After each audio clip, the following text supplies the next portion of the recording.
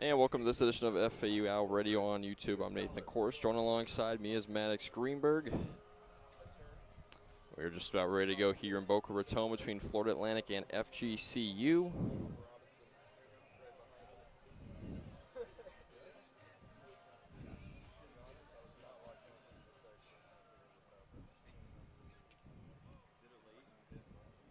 As FGCU up to bat first. Wilfer Gonzalez in the leadoff spot as he takes strike number one from Ryan Buckler's on the hill tonight for FAU.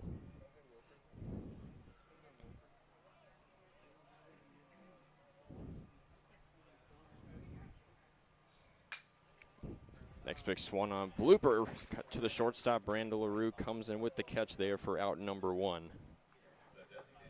Great effort by LaRue to defensively for FAU to get the first out of the game.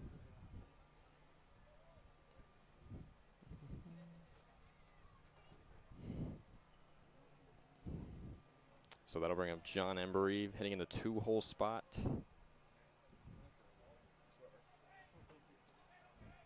Leads the team in multiple categories as he takes strike one upstairs. Leads the Eagles with 93 at-bats, 29 runs, 39 hits, 9 home runs, and 36 RBIs.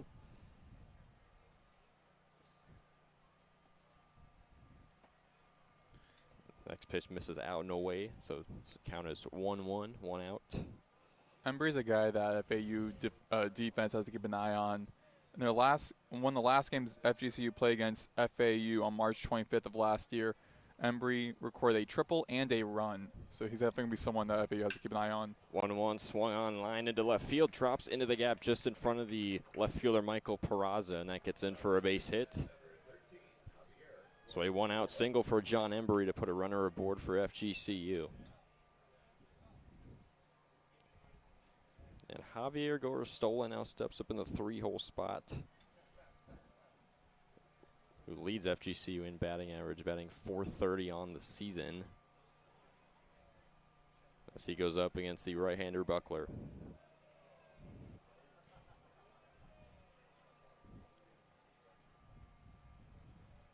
Buckler to Gorostola, first pitch, cut on and missed. Gorostolo, 2024 all-Sun, all-A-Sun, all-freshman team a couple years ago. Here comes the 0-1. That one swung on. Drops into the gap in left field. Right in between Michael Peraza and Marshall Lipsy playing center. Embry round second, gets all the way to third. Javier Gorostola knocks in a single as well, putting Embry in scoring position at third. And two runners aboard now for the Eagles.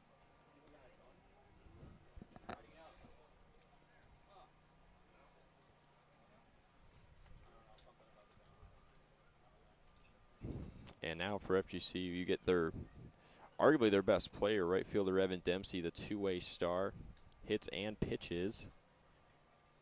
Dempsey batting .387 so far on the season. With runners at the corners, it's Gorostola at first, Embry at third. First pitch from Buckler, finds his own strike one up at the corner.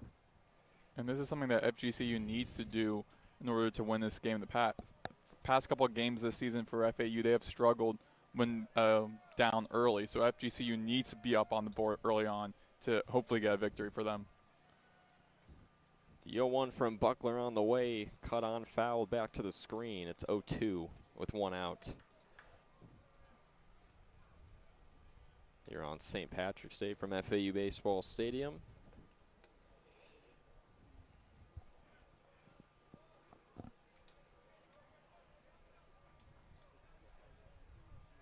Buckler from the stretch deals the 0-2. Misses way up high in the zone. It's 1-2. And as you mentioned earlier about Dempsey being one of their star players, also joining Gorostola in the being named to the 2024 A-Sun All-Freshman team, but also last year being named to the first team All-A-Sun as a starting pitcher and All-A-Sun second team as an outfielder. As Buckler gets Evan Dempsey to swing and miss for strike number 3, and that's out number 2 now for FAU. So Jared Nelson now stepping up into the box. playing first base for the Eagles.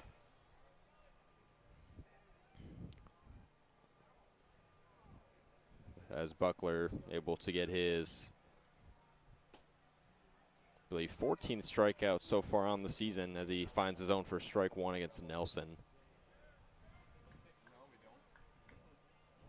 1K on the game for Buckler.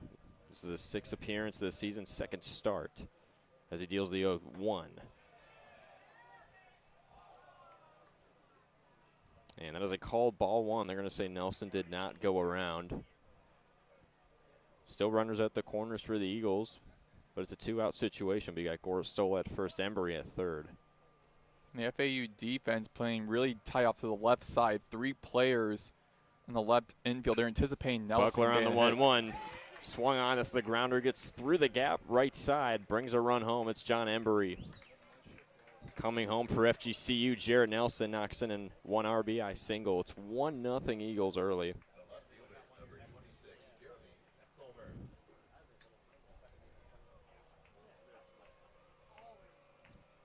As Jeremy Comer now steps up to the dish, the left fielder wearing number 26.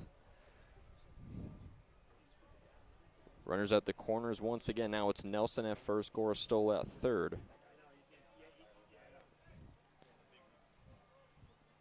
With Buckler still out there, he's already given up 3 hits and a run. First pitch to Comer, misses out and away, ball 1.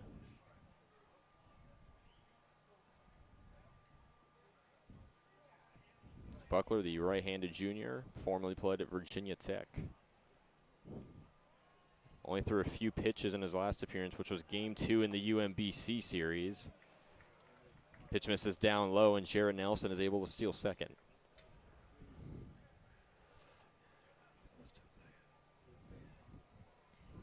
Comer, one of 11 transfers on this FGCU squad. A lot of transfers on FAU as well. FGCU making quick work so far. Here comes the 2-0. Finds his own down Broadway for strike 1. Buckler just trying to get out of the inning at this point.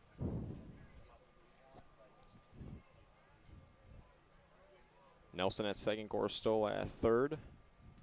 The righty Buckler from the stretch deals the 2-1. Cut on and fouled just behind the plate. So we'll go deuces wild, 2 balls, 2 strikes, 2 outs.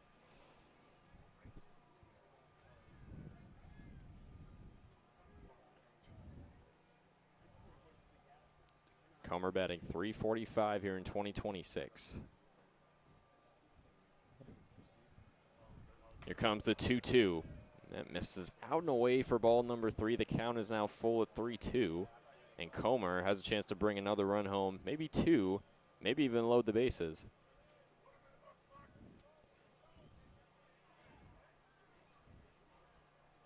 So how will Buckler get out of this? Here comes the full count. That one swung on, absolutely laced into right field. That is back. That is gone. 3-run blast from Jeremy Comer. And FGCU takes a 4-0 lead here in the top half of the first in Boca Raton.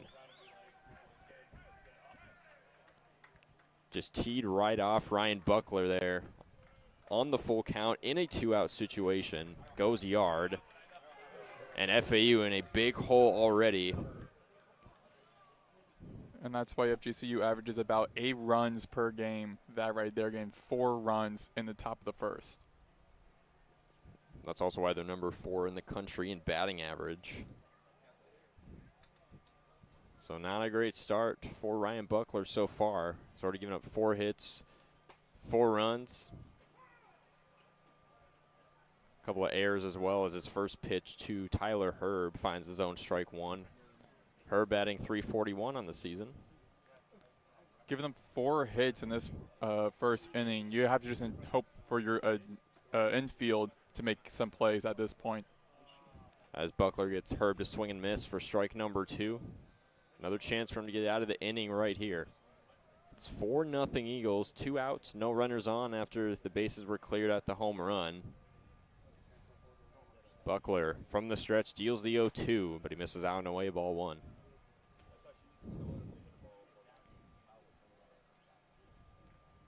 So only the top of the first, the Eagles already in the bottom half of their batting order in the 7-hole spot, which is Tyler Herb. The left-handed batter, the righty Buckler deals the 1-2. Misses upstairs for ball 2. It's deuces wild.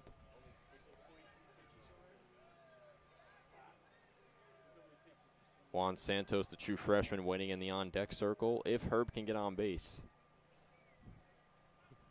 Buckler from the stretch, wheels and deals, the 2-2 swung on, fouled over the third base line, will go at a 2-2 again.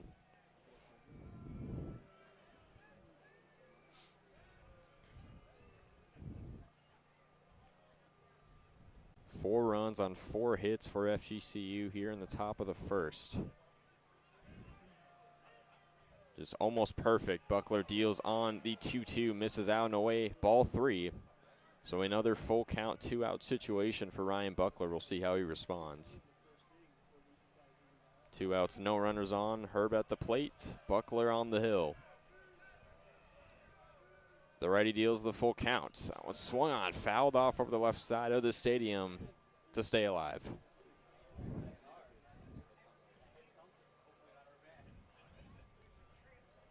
FAU rocking some special green jerseys in honor of St. Patrick's Day, along with blue cap and white pants, so pretty odd combo. Here comes the 3-2 Buckler again, swung on, fouled off behind the plate, just on to the netting.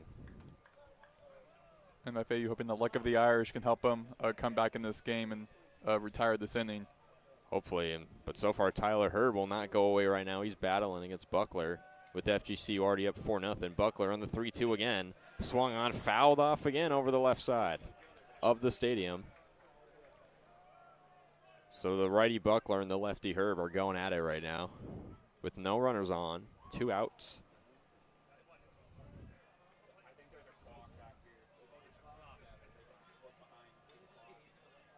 Buckler rocks and fires. The 3-2 swung on, broken bat.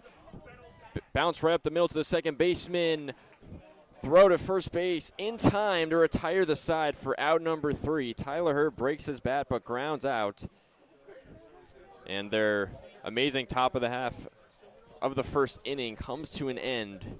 4 runs on 4 hits for the Eagles in the top of the first to jump out to a 4-0 lead already in Boca Raton, but now FAU can come up to bat with the 1-2-3 in their order. It'll be Kyle Boylston, Nick Romano, and Michael Peraza due up for FAU when we return on FAU Owl Radio on YouTube.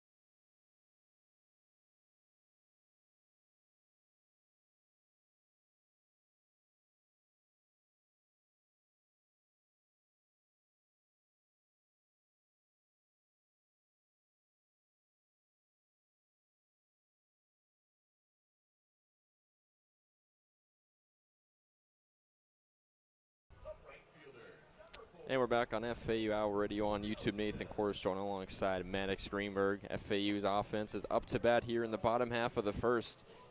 FGCU has jumped out to a 4-0 lead here The Eagles making the trek from Fort Myers here across state to Boca Raton here on a Tuesday night on St. Patrick's Day. Kyle Boylston getting the nod in the leadoff spot. Marshall Lipsy was moved all the way down to the 9-hole as he'll go up against the righty Preston Rogers as he looks on, takes strike one.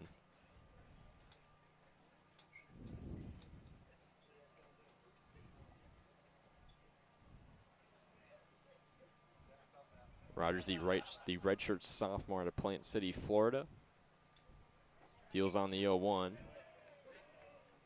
I say the batter did not go around, so that's, well, actually he did go around, so it's strike two.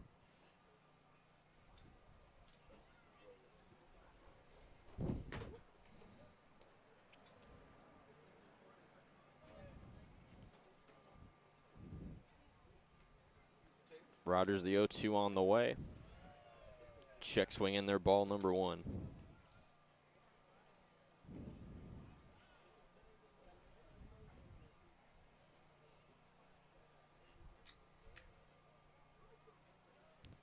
So it's 1 ball, 2 strikes. Rogers deals the 1-2, misses out and away. It's ball 2. Kyle Boylston works himself an even count.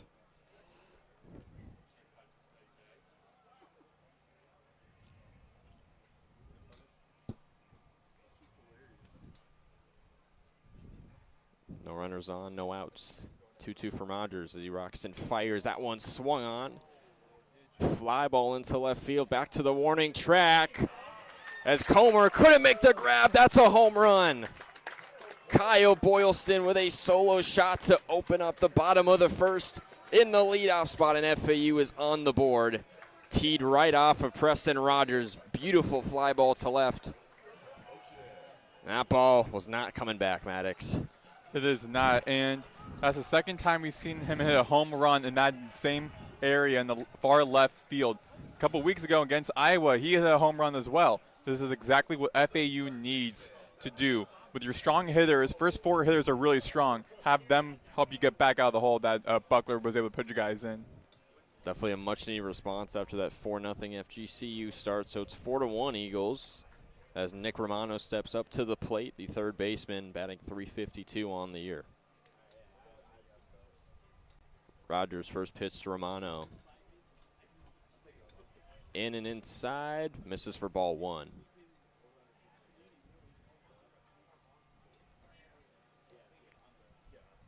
So no runners on, no outs. 1-0 count on Nick Romano. Preston Rogers rocks and fires the 1-0. Misses up in the corner for ball 2.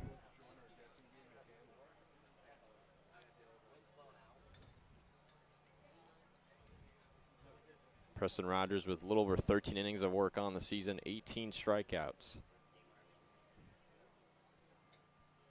The 2-0 to Romano. Swung on, absolutely laced down the first base line, but Nelson somehow made the grab for out number 1. Lined it right to the first baseman.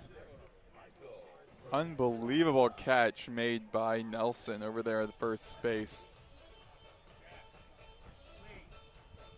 Pretty unbelievable heads-up play there from the FGCU infield. So that's 1 gone in the bottom of the first.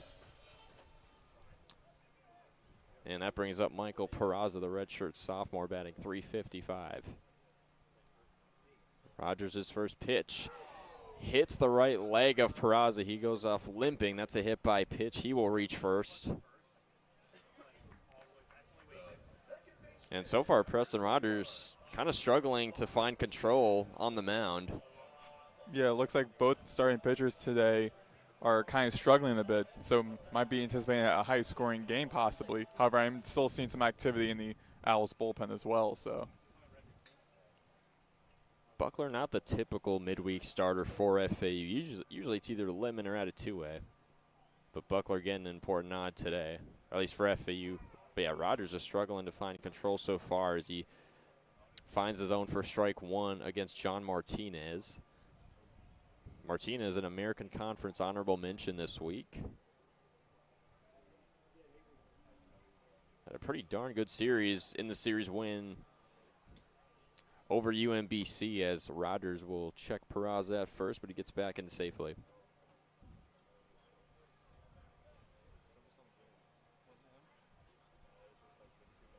Martinez especially had a really good game 3.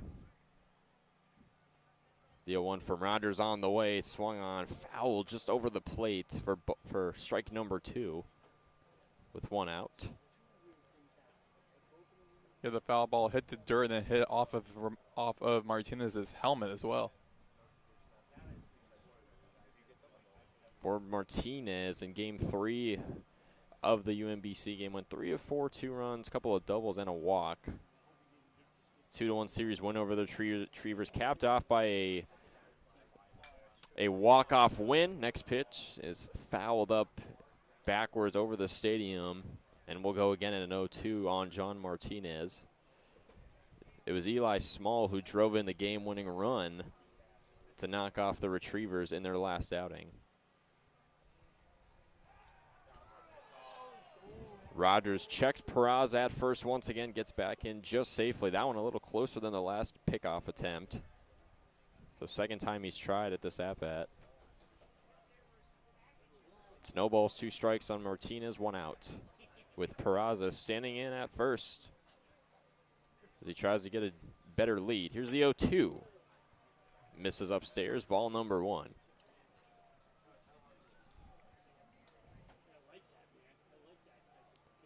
Both of the Owls' wins in the UMBC series came in extra innings. Game 1, it was a 10-9 win in 11 innings. Also capped off by a walk-off game-winning run. Pickoff attempt to first base for the 3rd time is unsuccessful. Peraza back in again. Game 2, the Owls fell 14-3 to UMBC, but then Game 3, in 10 innings, they walked off the Retrievers by a score of 4-3. So a much-needed series win for head coach John McCormick and company. Rogers checks Peraza again at first, but he's back in safely. That's 4 pickoff attempts in this one at-bat, Maddox. Yeah, try and throw the pitcher off of his game a little bit. Some mind games played by Peraza. Peraza trying to get a lead, inching forward off the bag. The 1-2 pitch on the way. Swung on. Grounded to shortstop, possible double play. The throw to second is not in time. Peraza takes off running for third. He gets in with a stand-up right there. John Martinez able to knock in a single. And it's runners on the corners now for FAU.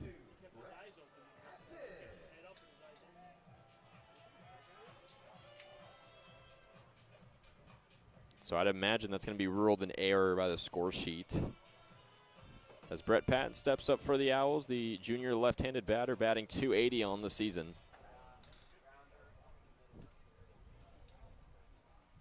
It's Martinez on first, Peraza on third. Preston back on the bump. Deals his first pitch to Patton. It's grounded to right field. It gets through for a base hit. That's going to bring a run home for FAU as Michael Peraza will come in and score, and that's an RBI single for Brett Patton, and it's 4-2. FGCU still leads. So the bat's starting to make noise for FAU. Really good response so far here in the bottom of the first. Only 1 out. And FAU really showing some great adversity, being down early. And they're kind of making me eat my own words a little bit, because earlier I said that they've been kind of struggling this season, but it looks as though with this new lineup change that they made the past couple of weeks, FAU's seeming to come back in the game. As the shortstop, Brandon LaRue, now steps up to the plate, the right-handed senior. As Preston checked Martinez over at second. So that's 5 pickoff attempts now so far in the game for Preston Rogers.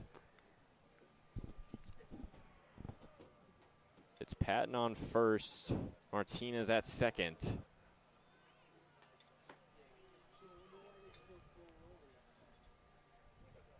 As he throws over to Gonzalez back at second to check Martinez again, but it's unsuccessful. So Rogers just trying to be as cautious as possible so far.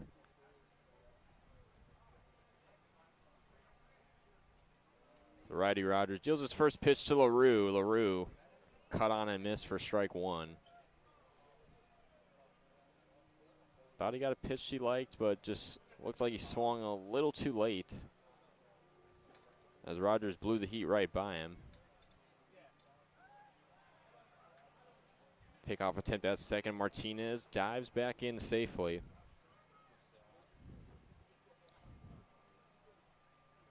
It's 4-2 FGCU, bottom of the first. 2 runners on, 1 out. Patton at first, Martinez at second. Rogers the 0-1, rocks and fires. And couldn't find the zone and missed out and away for ball 1.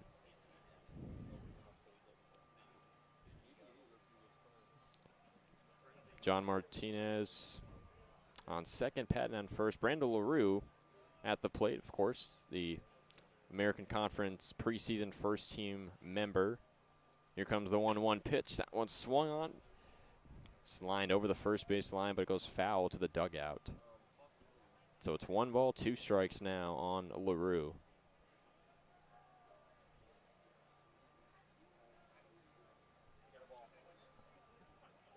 Who hasn't quite had the season he would have liked, but he's still batting .260, so not too shabby. Preston Rogers deals the 1-2. That one's fouled off behind the stadium. We'll go to 1-2 once more.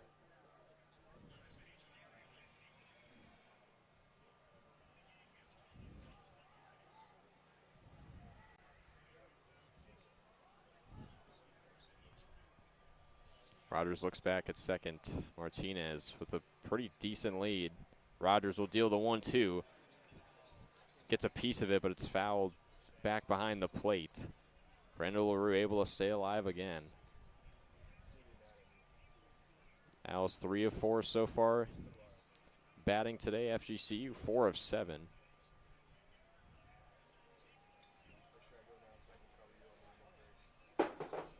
Both teams making noise with their bats. Rogers on the 1-2. Swung on, fouled off just over the third base line as it one hops the line.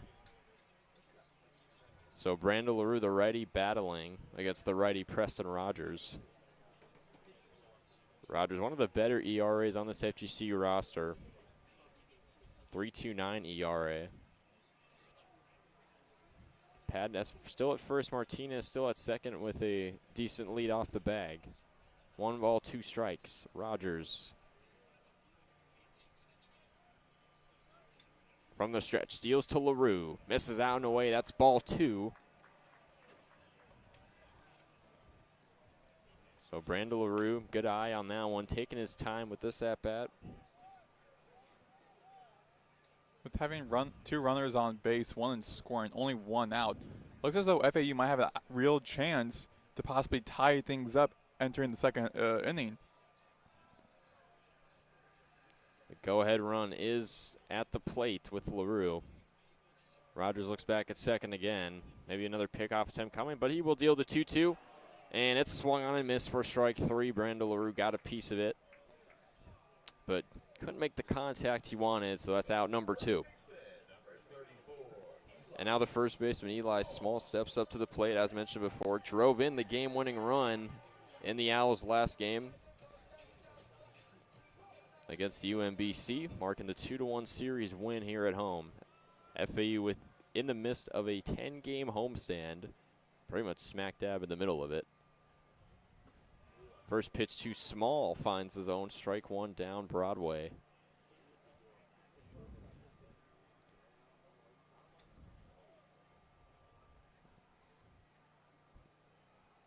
The tying run at first, the go-ahead run at the plate.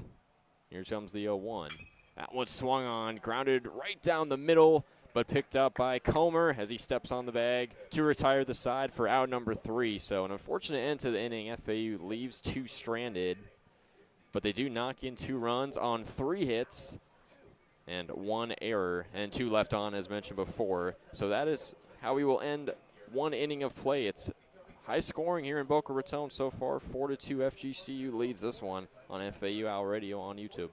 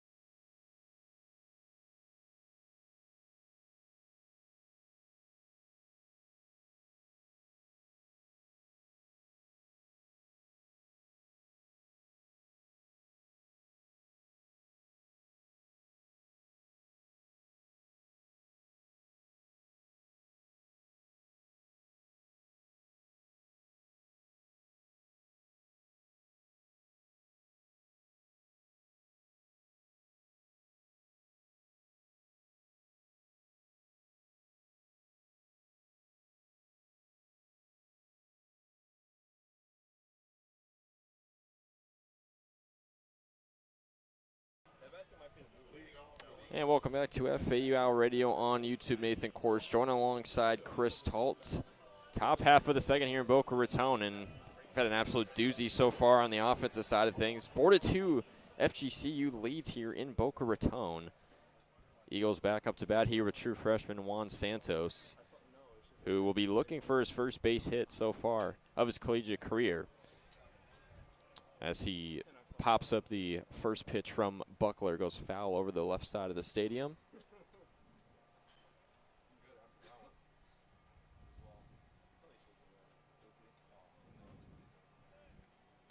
So no runners on, no outs. Buckler deals the 0-1, swung on, fouled off over the third base line. It's an 0-2 count on Santos. Santos in the 8-hole spot for FGCU. Nathan Gagnon, the senior left-hander, in the on-deck circle in the 9-hole spot.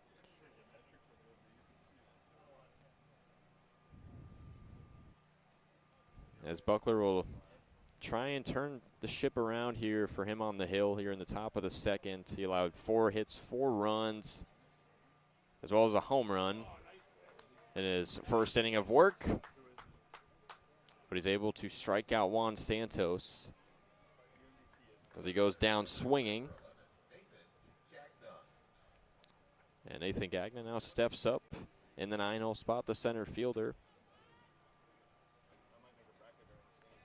Batting just 118 on the season, so good opportunity for Buckler to get 2 outs here. First pitch misses just outside for ball number 1.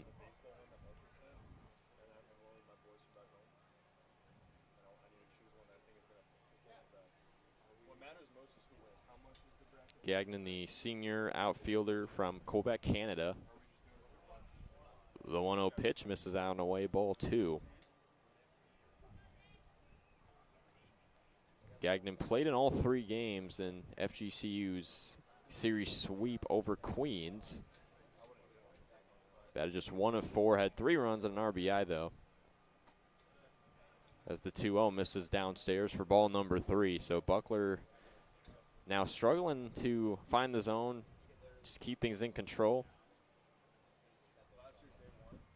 Has to try and turn around after that rough first inning. The 3-0 from Buckler. Misses down. No, that's a called strike. Helping alleviate some of the stress on him and tightening the gap from a 4-0 lead deficit to now a 2-run deficit. Buckler back on the hill. The righty deals the full count, as Gagnon did not go around, but and it looks like that was strike 3. Looks like they might have called it a ball, but that is a called strike 3. And that's 2 gone now here in the top of the second.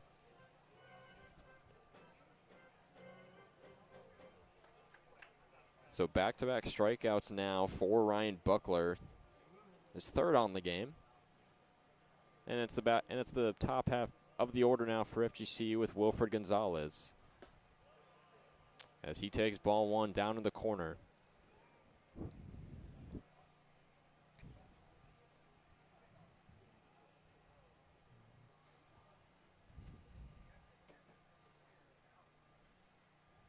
Buckler on the 1-0. That one swung on a grounder, gets right through the FAU infield in for a base hit. So a 2-out single for Wilfred Gonzalez, who in his first at-bat lined to short.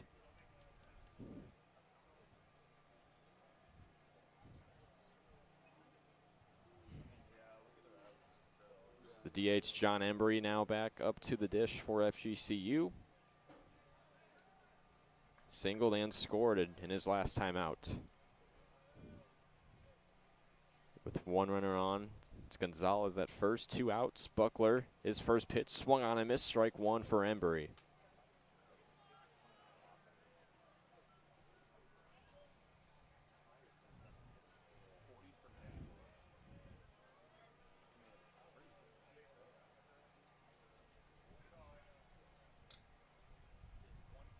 Buckler, the righty, back on the hill. Rocks and fires. The 0-1 swung on, grounded to third base. Throw over to second in time for out number 3. FAU able to retire the side.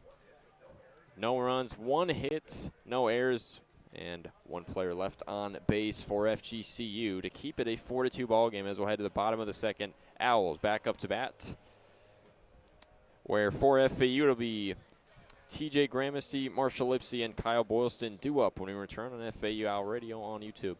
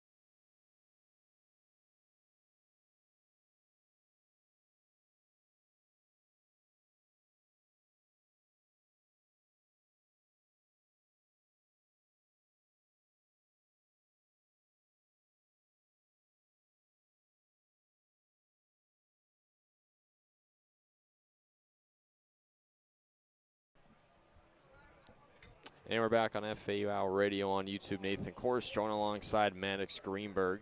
It's the bottom of the second now between FAU and FGCU. 4-2. Eagles on top in Boca Raton as TJ Gramasty, the sophomore catcher, steps up into the box for FAU. The Boca Raton native. Preston Rogers back, still on the bump for FGCU. First pitch to Gramasty, out and away, misses for ball 1. Gramasty batting .241 on the season. This is his 13th appearance and 10th start here in 2026. Definitely a solid guy to have in the back of the order. As he lines out to left field, Jeremy Comer comes in for the catch. Tried to tee right off of Rogers, but it just didn't go his way. And now you get Marshall Lipsy, the center fielder, coming up. Of course, typically the FAU's leadoff guy, but after many struggles so far here this season, has been bumped all the way down to the bottom of the order. As he looks to turn his season around against Rogers. First pitch swung on, absolutely blasted, fouled off over the left side of the stadium for strike 1. Lipsy, the preseason American Conference Player of the Year,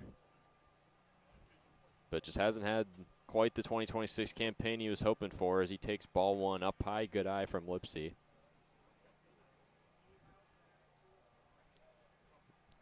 Struggled in the 3-game series against UMBC, just 1 for 8, but he did have 2 RBIs and a walk as he swings and misses for strike number 2.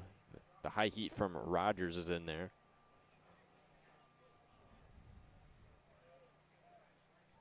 We know the player, Marshall Lipsy, can be, still has been pretty good in the outfield. Just needs to turn things around on the offensive side. He was a lot better last year. We know what he's capable of. As he takes ball number 2 up in the corner, it's 2 balls, 2 strikes, 1 out. No runners on here in the bottom of the second.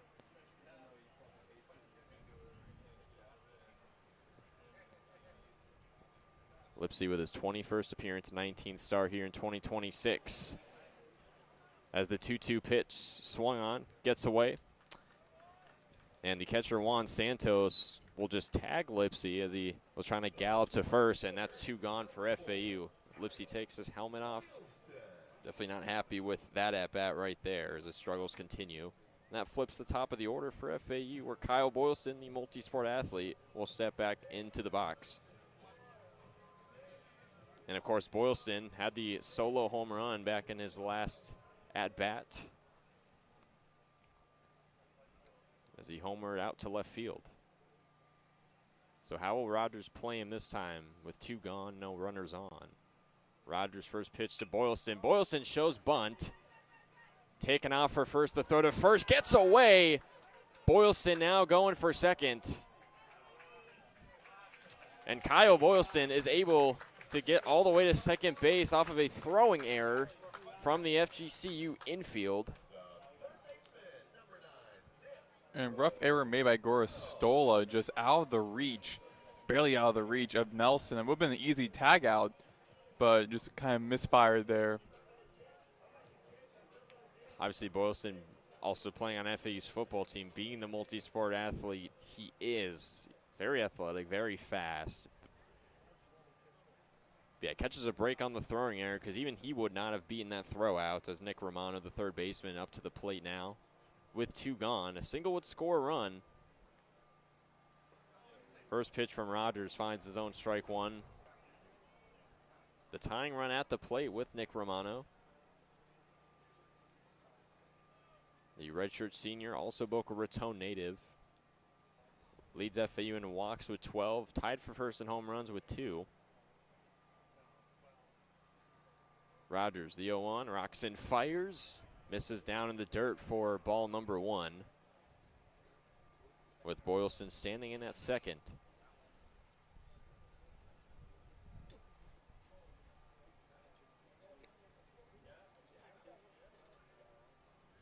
FAU coming into this contest 13-7, FGCU 16-4. The Eagles out of the Atlantic Sun Conference, FAU of course out of the American. Rogers on the 1-1. Gets Romano to swing and miss for strike 2 as he chased that fastball down low. So big pitch upcoming for Rogers, the righty, against the switch hitter Nick Romano. The 1-2, Rogers rocks in, fires, and Romano went around and missed for strike number 3, and that'll end the side for FAU. The Owls with no runs, 1 hit, 1 error, 1 player left on, as we are now a full 2 innings through here in Boca Raton. It is a 4-2 FGCU holding on to a 2-run lead. Eagles with 5 hits on 4 runs, 2 errors, 1 left on so far in this game. FAU 2 runs on 4 hits with 3 total left on so far. We'll go to the top half of the third when we return on FAU Owl Radio on YouTube.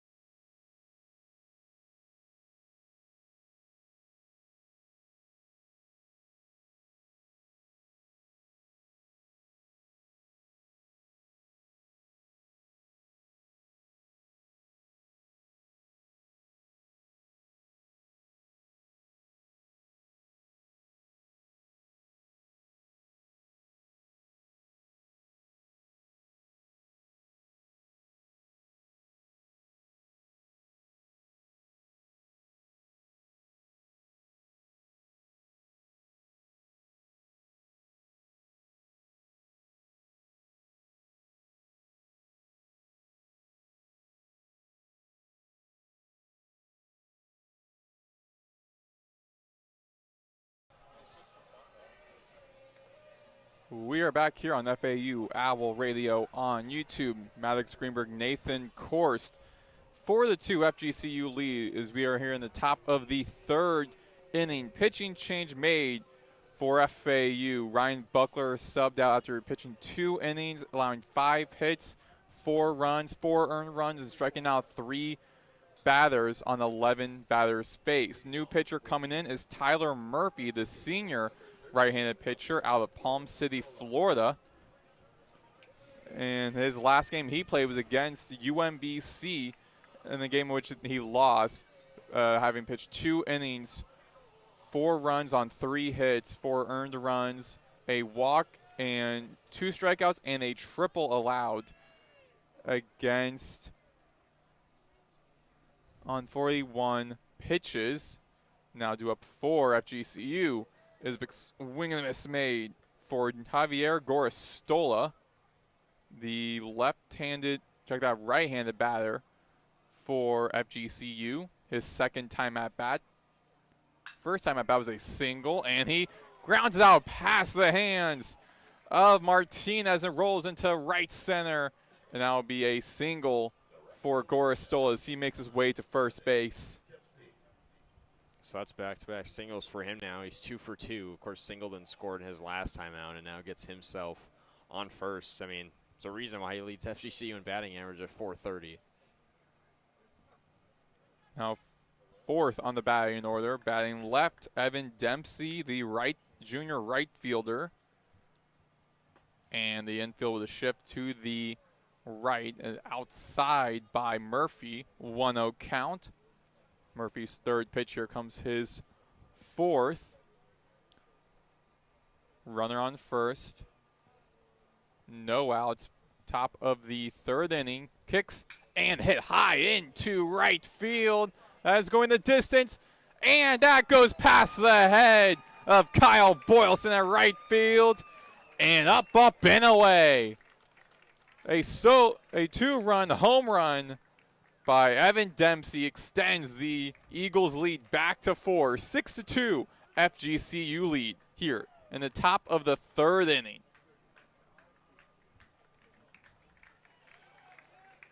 Yeah, just great timing, just teed right off of Tyler Murray right there, Dempsey. Dempsey, of course, the ASUN preseason player of the year, preseason All-ASUN team as well. So no surprise right there. FGCU able to extend their lead 6-2 now. And that was Dempsey's third home run on the season. And now Jared Nelson back to bat on the fifth in the batting order. 1 for 1 today. A strike one by Murphy. Still no outs. Infield shifting to the left against Nelson, the senior first baseman out of Nixa, Missouri. 1-1 count now for Murphy.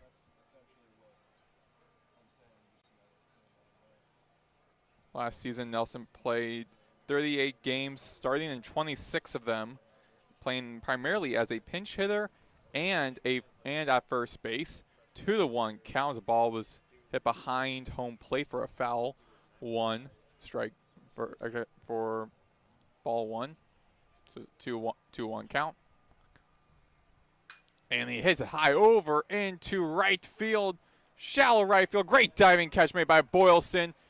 And he is ruled an out as the first place umpire, Kenneth Jackson, deems so. So the first out for FAU's defense, sending Nelson to the dugout and bringing in Jeremy Comer, the sophomore left fielder, batting left. His second time at bat. First time at bat was a single RBI. In the first pitch against him by Murphy be a ball 1. Well, for Boylston, they say big-time players make big-time plays, but big-time athletes also make big-time plays. Great sliding catch for out number 1, as you said. And a strike 1's a 1-1 count. And Boylston playing as a two-way player for football as well, playing receiver and defensive back, having those drills, knowing where to get, knowing to go after the ball. Those skills really were good for him in that play. Down the dirt for a 2-1 count for Murphy. Murphy in the 8.20 ERA. Filling in for Ryan Buckler. Wheels and deals, and swing and a miss for Comer. 2-2 count now. Infield with a slight shift to the right, as LaRue will be on the left side of the second base bag. Outside, we're at full count, 3-2. 1 out. Bases empty, 6-2. FGCU lead already, 2 runs in the top of this inning. Comer looking to extend as he grounds it out into infield off to the right. Kind of hands, and Martinez throws over to Small at first. And that records the second out. And Comer heading back to the dugout. Now, the sophomore shortstop Tyler Herb heading back to the left batter's box. 0 for 1 today, batting the .333. Infield is still shifted to the right. 2 outs, 6-2 FGC lead in the top of the third inning. And it's a 1-0 count against Herb. His first at bat was grounded to Peraza left field. 1-1 count. Murphy with the kick. Here comes a pitch, and outside for a 2-1 count.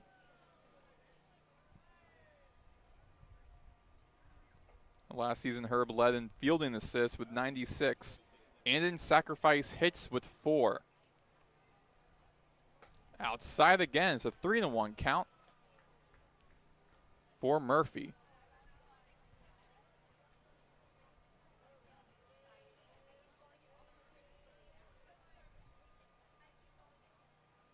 Murphy with the kick and upstairs, and he walks Herb, the first walk allowed by Murphy.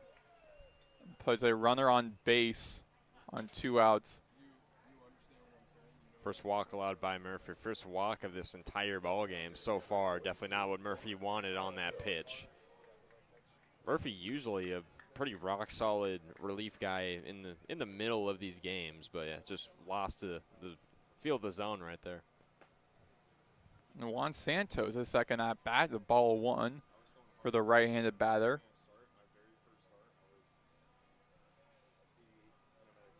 Infield resets. Runner on first is Herb. 6-2 lead for FGCU. Top of the third, 2 outs. 2-0 count for Santos, the freshman out of Carolina, Puerto Rico.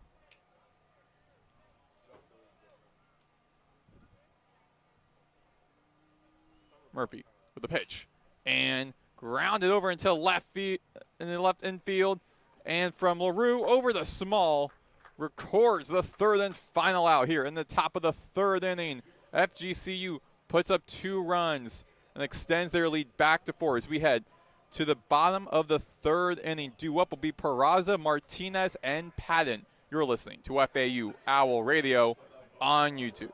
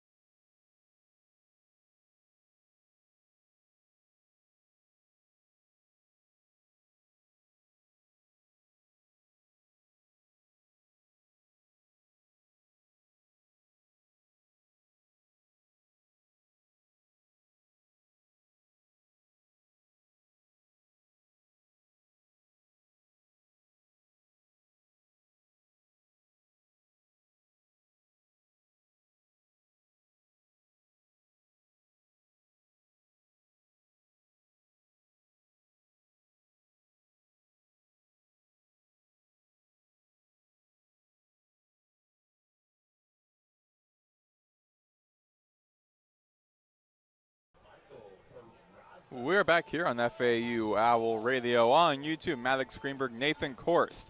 6-2 FGCU lead. We're in the bottom of the third inning. Pitching change made for FGCU. Subbing now Preston Rogers will be Reed Miller, the freshman right-handed pitcher out of Tampa, Florida. And his first pitch against Michael Peraza, the transfer from West Virginia for FAU, is a ball one.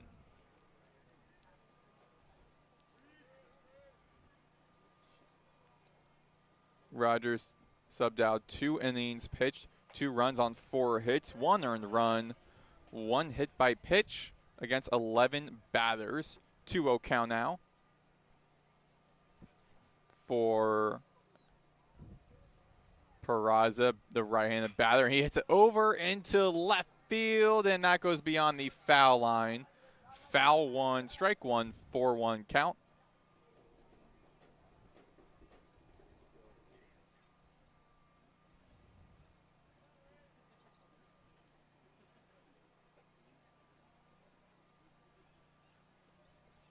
And Peraza hits it over into right field, into the hands of the right fielder. Dempsey records the first out.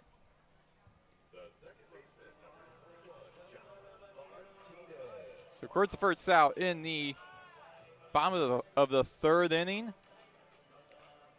And now up is John Martinez, the right-handed batter for FAU. First pitch against him in this inning is a ball one.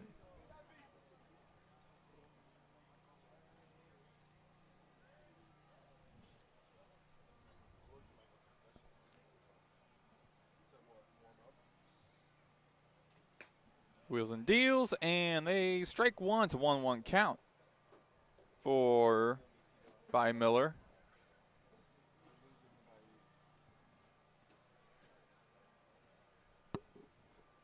Four-run lead for FGCU. And hit over into shallow right center, into the feet of Gagnon, and a single for Martinez as he makes his way to first base. And that's back-to-back singles for Martinez now. Is 2 for 2.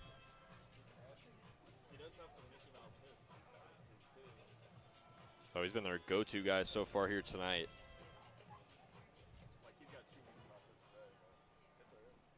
Brett Patton in the left batter's box, and outside for a ball one by Miller.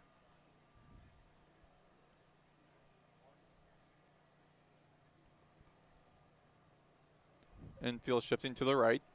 Miller goes and checks Martinez at first. 1-0 count. 1 out, runner on first. 6-2 FGCU lead. The bottom of the third inning. And it's going to be a pitch clock violation right here, so John Martinez is going to advance to second. It's a good position for Patton with a runner and scoring as Martinez now makes his way to second base. Now some pressure on the true freshman Miller, who steps back on the bump. With a pitch and a 2-0 count for Miller.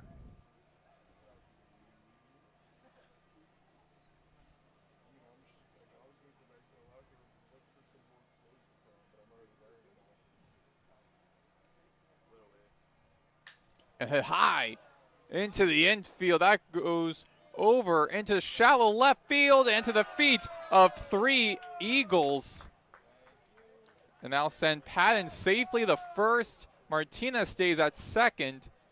And Nathan, 3 FGCU Eagles were there. And even though it's starting to get dark outside and the field lights are on, they just still couldn't see the ball and laying right in front of them. Yeah, I believe that was Gorstola and Herb specifically, the 2-man that were both in the front end of that trying to track that one down. I guess just some miscommunication because it dropped to the left of both of them. So no sunlight to worry about, so I'm surprised they didn't make that catch. That's just simple miscommunication. That's all I can say about it. 2 runners on base, 1 out. 6-2 FGCU lead here in the bottom of the third.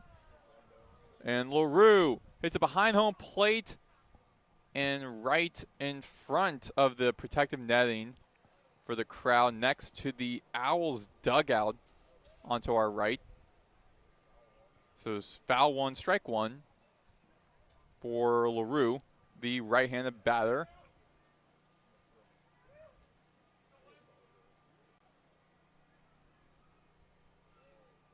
By Miller, checking second, throws across to second base. Checks on Martinez. Still a 0-1 count. With 2 runners on base. Patton at first, Martinez at second. LaRue is at home, is on the home plate batter's box. Upstairs, 1-1 count for By Miller.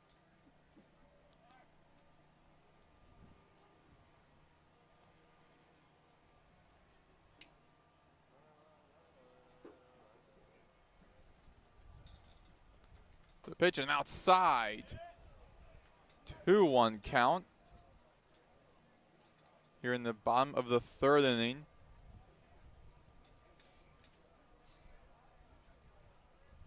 Owls wearing green in honor of St. Patrick's Day. FGCU wearing blue.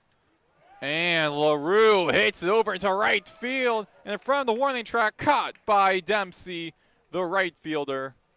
Records the second out, and LaRue makes his way to the Owls dugout. And John Martinez is able to advance to third on, I guess you could call it a sac fly right there, putting himself in prime scoring position. And now it's runners at the corners with Patton at first, Martinez at third. And the former Kentucky Wildcat, Eli Small, the sophomore first baseman from Elkhorn, Nebraska, at bat for the second time, batting left.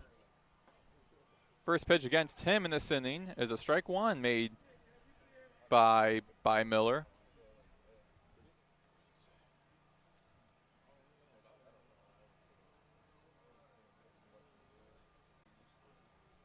Runner on first. Runner on the corners, and thrown over from Santos, the catcher, to the shortstop. Herb keeps Patton safe at second. So he steals second. So it's a 1-1 count.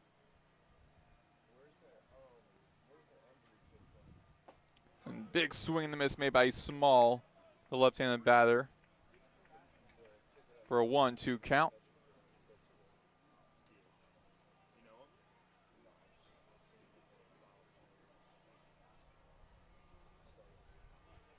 Two runners in scoring position at second and third. Swing and a miss made by Small. And By Miller retires the inning, giving up no runs. Giving up no runs, 2 hits and no errors.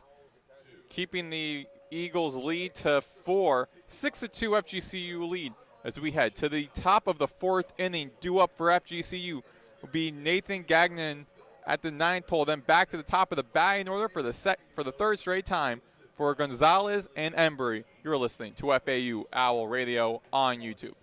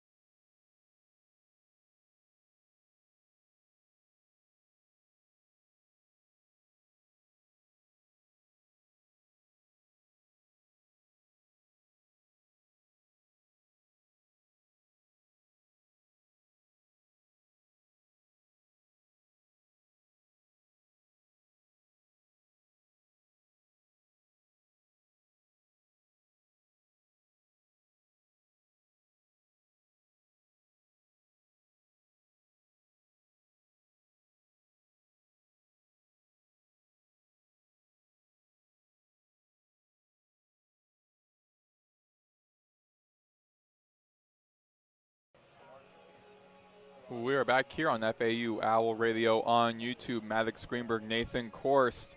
6-2 FGCU lead here in the top of the 4th inning as Nathan Gagnon be at bat for the Eagles. And the first pitch against him in this inning is a ball. Gagnon, a senior center fielder from Otterburn Park, Quebec, Canada. His second year with the Eagles, a 2-0 count. His first time at bat was in the top of the 2nd inning. He was struck out. Infield shifting to the right. Bases empty, no outs. Top of the 4th.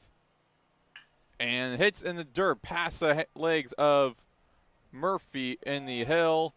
And easy out made by Martinez to Small. So from the second baseman to the first baseman. Taking out Gagnon. And we're back to the top of the batting order for the Eagles. That was pretty good speed from Gagnon right there. Almost beat out the throw to first, but just normal relay play from FAU. Get out number 1. Wilfer Gonzalez. His third plate appearance is a strike 1 made against him. Large gap in the end behind second base. And that ball flies into the stairs, into the bleachers next to us on the right side. Foul 1, strike 2, 0-2 count for Murphy.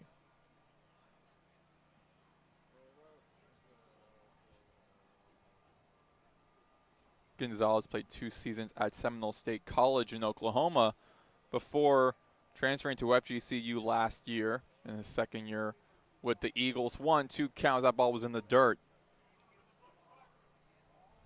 No out. 1 out. Bases empty. Right-handed batter Gonzalez. And in the dirt for Murphy. 2-2 count now.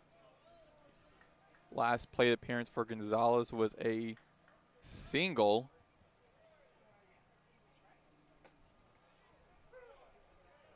And takes out Gonzalez. Murphy. So 2 batters up, 2 down as we get to the 3rd batter in the batting order. Well, 2nd batter in the batting order. 3rd due up is John Embry, the sophomore designated hitter from Port Charlotte, Florida.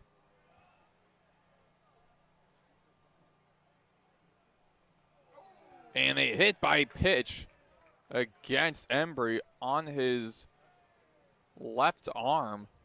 And that'll be sending Embry to first. Javier Goristola, 3rd on the batting order, right-handed batter who is 2 for 2 today. Up to bat. Batting right. Being good season. 443 batting. Leads the team. 1-0 count for Goristola.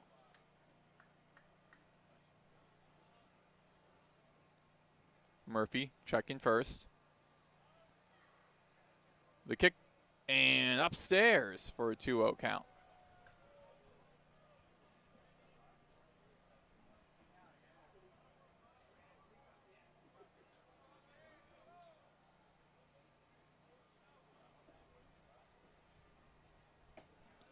Low in the dirt, 2-1 count. Check that 3-0 count by Murphy.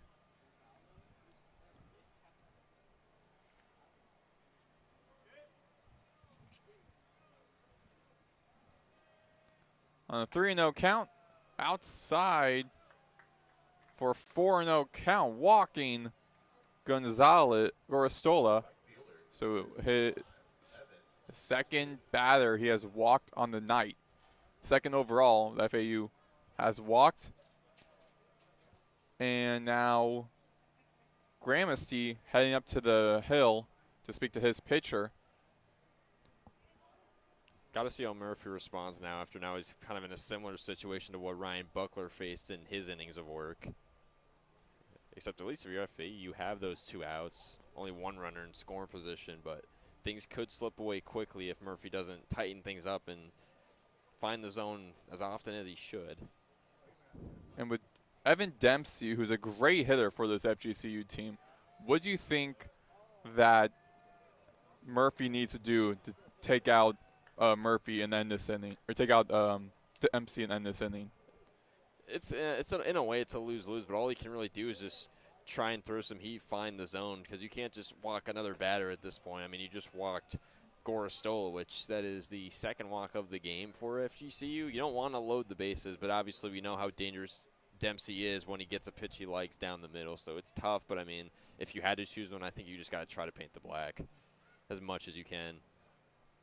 1-0 count against Dempsey, and Dempsey hits a high into the air into left to center field in front of the warning track, and a great effort made by Lipsy to record the third out. 6-2 FGCU lead still. The Eagles go scoreless as we head to the bottom of the fourth inning. Due up will be Gramercy, Lipsy, and then back to the batting order, top of the batting order with Boylston. You're listening to FAU Owl Radio on YouTube.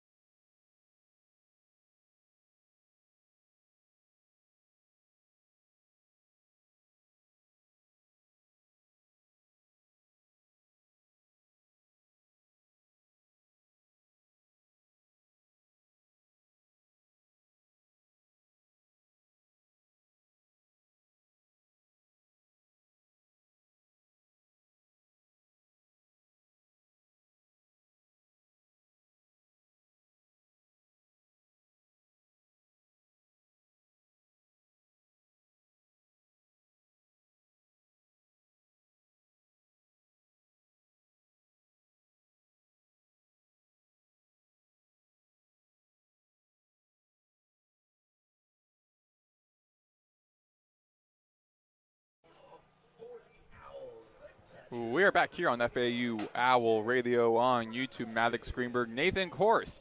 6-2 FGCU lead over FAU. The Owls defense prevent FGCU from scoring any runs for the second inning, for the second time in this game. Now the bottom of the fourth, new pitcher coming in for the Eagles, Logan Baisley, the sophomore right-handed pitcher from Land O'Lakes, Florida. His sixth appearance this season on the hill, and a ball one against TJ Gramercy, the catcher for FAU.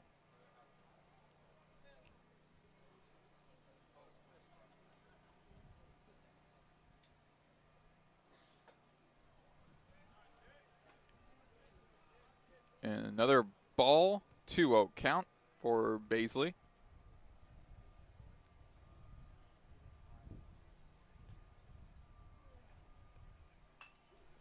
High in the air by Gramercy, and that goes behind us into the courtyard. 2-1 count with a foul one. Remains a 6-2 ball game. 2-1 count. Bases empty. No outs. Right-handed batter Gramercy gets a 2-2 count against the right-handed pitcher Baisley. Basically with a 5.68 ERA. And upstairs almost hitting Gramercy. 3-2 count. And not a great start for Baisley against his first batter.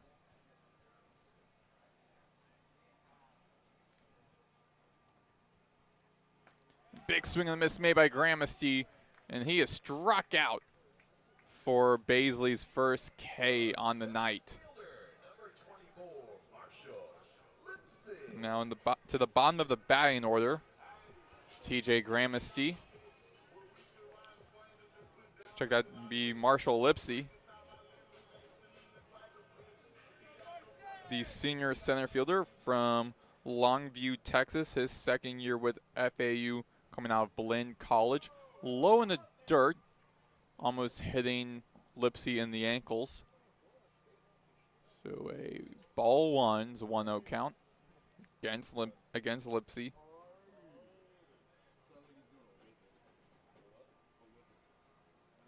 He won the 2024 NJCAA Division I national title with the Blinn College Buccaneers. 2-0 count for Lipsy. Base is empty. 1 out. 6-2.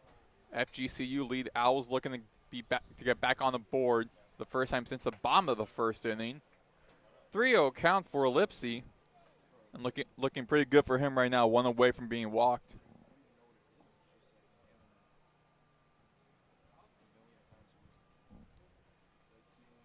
Baisley with the kick. Here's the pitch. And low. And be ruled out another ball and a walk for Lipsy as he makes his way to first base. About as patient of an at-bat as you could have, Maddox. Lipsy definitely needed that. Just needed some sort of confidence boost just to get on base right there. Good eye from the former leadoff man right there to put a runner aboard. And a great start for FAU in this inning. Or at least some optimism for FAU in this inning. So now, tops of the batting order, Kyle Boylston, his third at-bat. The ball one on Boylston. His third plate appearance. Runner on first is Lipsy. 1 out. 6-2 FGCU lead. And inside for a 1-1 count. Didn't sit too well with some of the fans here, but ruled a 1-1 count. Boylston's already hit a home run up to the left field. So something that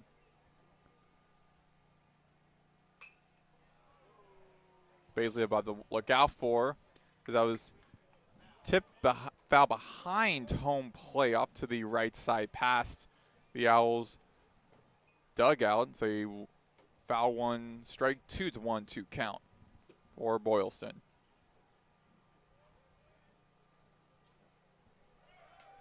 And low in the dirt, out of the hands of Santos, the catcher, as Lipsy successfully steals second. So now I got a runner in scoring for Boylston on a 2-2 count. Putting a lot more pressure on Baisley.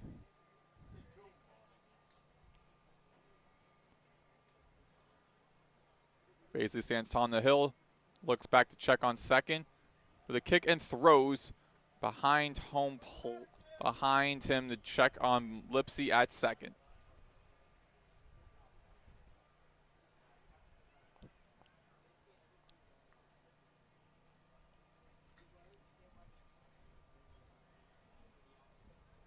On a 2-2 count and tip foul behind home plate. Count remains a 2-2 count.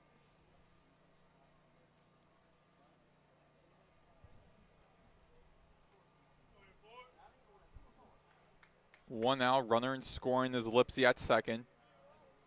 Boylston on a 2-ball, 2-strike count.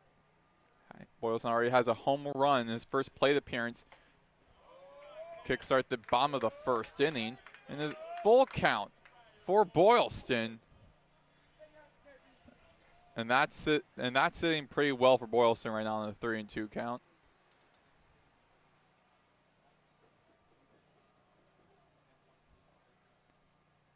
And a check swing and be ruled a strike. So his first strikeout on the night for Boylston. As he has a quick word with his batter, with his teammate, the next batter, Nick Romano, the redshirt senior third baseman from Boca Raton, Florida, a transfer out of Georgia Tech in his second year with FAU. check that third year. Sat out his first year after transferring to FAU. And a strike one on Romano, the left-handed batter.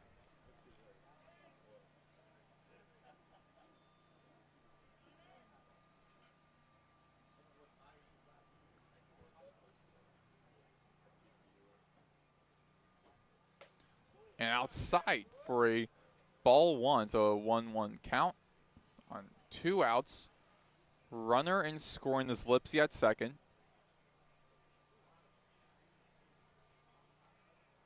Six to 2 FGCU lead. Owls haven't scored since the bottom of the first inning. It's a 1-2 count. For Romano, on deck will be Peraza. If Peraza gets the chance in this inning. Baisley with a pitch and grounded into foul territory, rolling past the first base bag into the hands of the first base coach for FAU.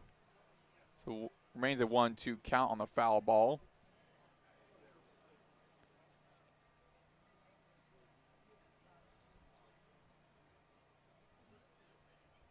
Lipsy still at second. Basically striking second. Here comes the pitch and grounded past Baisley into the hands of Herb, the shortstop, throwing over to Nelson to record the third and final out, retiring the inning. FAU once again goes scoreless in the inning as there'll be a new pitching change coming in for FAU. So we head to the top of the 5th inning. Due up for FGCU, Nelson, Comer, and Herb. You're listening to FAU Owl Radio on YouTube.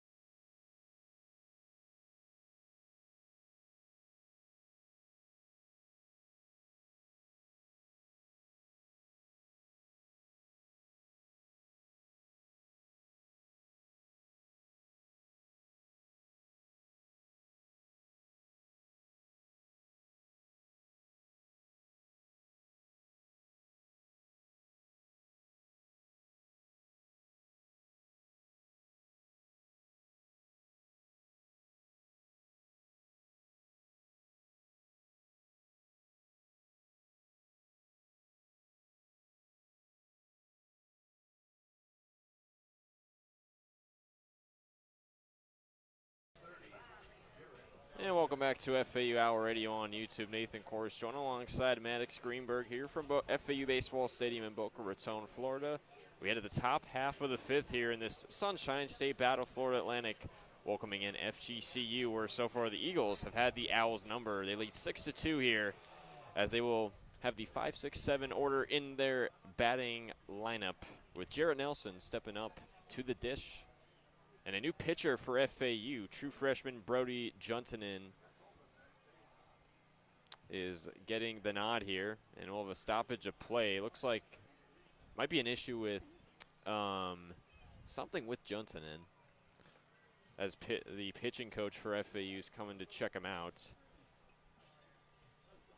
Juntonen, the true freshman right-hander out of Orlando, Florida, making his 7th appearance so far this season. Last played on March 11th against Presbyterian, where he had 2 innings of work, 1 strikeout. Hunter Cooley, the pitching coach for FAU. The meeting with Johnson is over. Brody will stroll back to the hill as the right-handed Jared Nelson will step back up. Nelson 1 of 2 on the day. Had an RBI single back in the first inning and then had a fly out to right in his last time out. First pitch from the true freshman Johnson and misses out and away for ball 1. No runners on, no outs here in the top of the 5th. On a slightly frigid Tuesday evening from Boca Raton, Florida. It's pretty crazy. It's mid-March and we're still dealing with these low temps with a lot of wind chill. Johnson gets Nelson to swing through and miss for strike 1 on his second pitch. Blew the heat right by him. I'm starting to notice actually Nelson's having also a face mask, also on top of him having a protective helmet as well.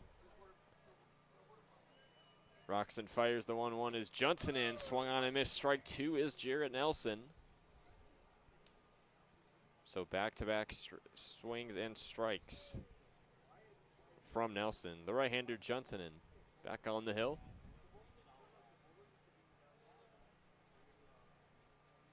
Johnson, Roxon fires. Here comes the 1-2. Misses well out and away as that one hops the dirt past the home plate. That's ball 2.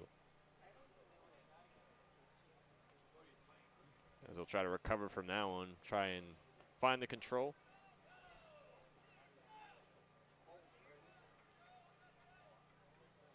Johnson in the righty. Roxon fires the 2-2, swung on line just over the third base line. It rolls foul. So we'll go again at a even 2-2 count on Jarrett Nelson.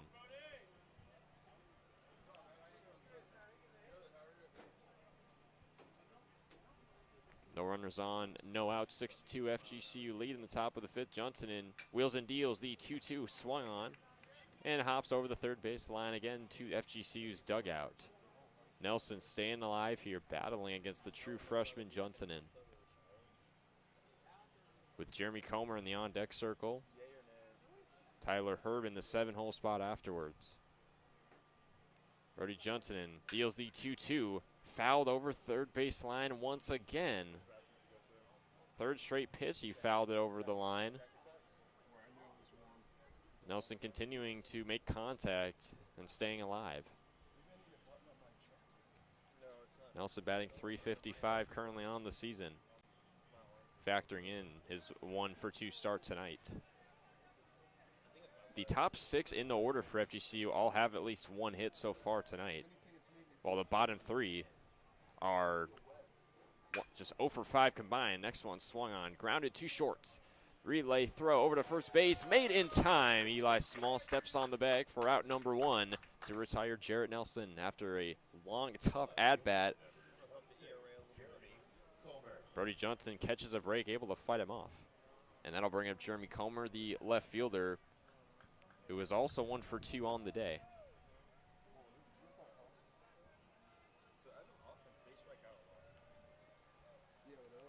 Comer homered back in the first inning and then grounded out his last time out. As he'll take ball 1 downstairs from Johnson in.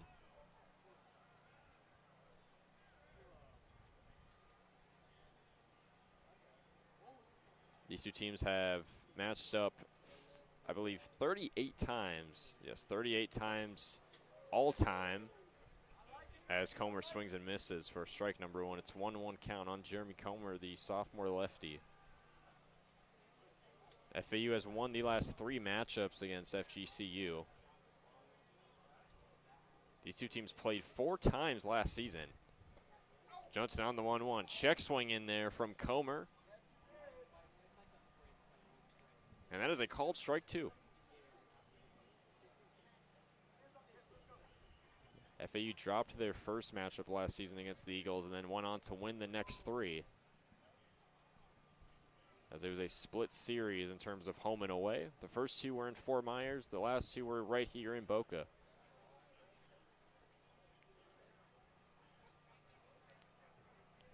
As the home umpire Martinez And I believe Dave Tollett, FGCU's head coach, discussing something just outside of the diamond. The meeting concludes. Looks like we'll go back to play. Comer back up to the dish. 1 ball, 2 strikes, 1 out. No runners on here in the top of the 5th. True freshman Johnson back on the hill. Rocks and fires. Here comes the 1-2. Swung and a miss. Strike 3. Gets Jeremy Comer to swing up the ladder. And Brody Johnson records his first strikeout of the ball game.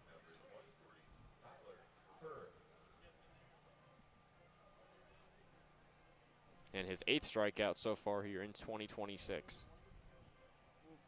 And Tyler Herb will now step up to the plate. The left-handed sophomore. Playing shortstop for FGCU tonight.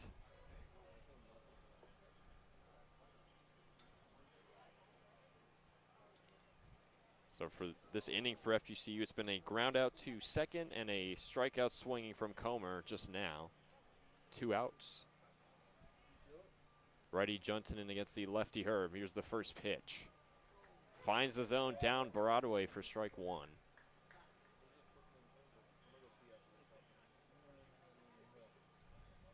Both teams are batting precisely .333 so far tonight. The Eagles, of course, opened up this game with a 4-0 lead. As the 0-1 from Johnson in finds the zone for strike 2. Tyler Herb getting a little nervous now, as the true freshman can retire the side right here. As FAU tries to climb back down in this 4-run hole. Here comes the 0-2. That's swung on. In the air to left field. Back going is Peraza in front of the warning track, but he couldn't make the grab. It slipped out of his glove.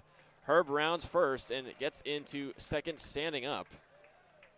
We'll see if that's ruled a base hit or an error out in left field, but Tyler Herb puts himself in scoring position. Looks like it's going to be ruled a base hit, so a stand-up double from Tyler Herb to keep FGCU alive here in the top of the 5th.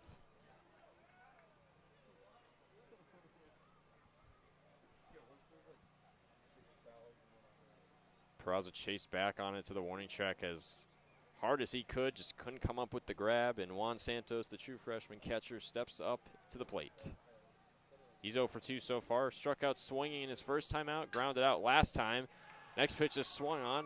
1 hops, the shortstop gets through the gap into left field, and that's going to bring Tyler Herb home. FGCU now up 7-2. It's an RBI single from the true freshman Santos. His first base hit here in 2026 is an RBI. FGCU is hot right now. They're scoring now 7 runs on 9 hits in this game. Really, just not having to worry about the home field advantage. I mean, they don't care that's the road game. They're still going to play hard, and they are right now. They're playing really good.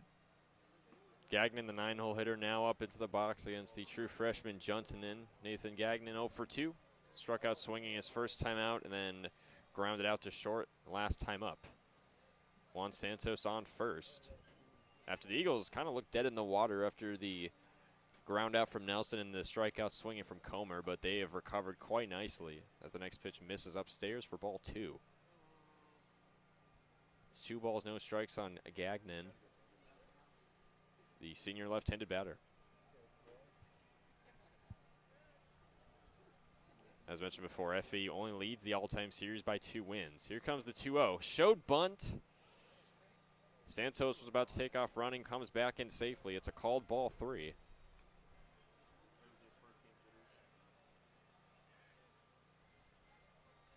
And a chance to draw their 3rd walk of the game, or what would be at least. Gagnon back in. Here comes the 3-0. And it's in there for strike 1. Looks like it hit the bottom right corner of the zone.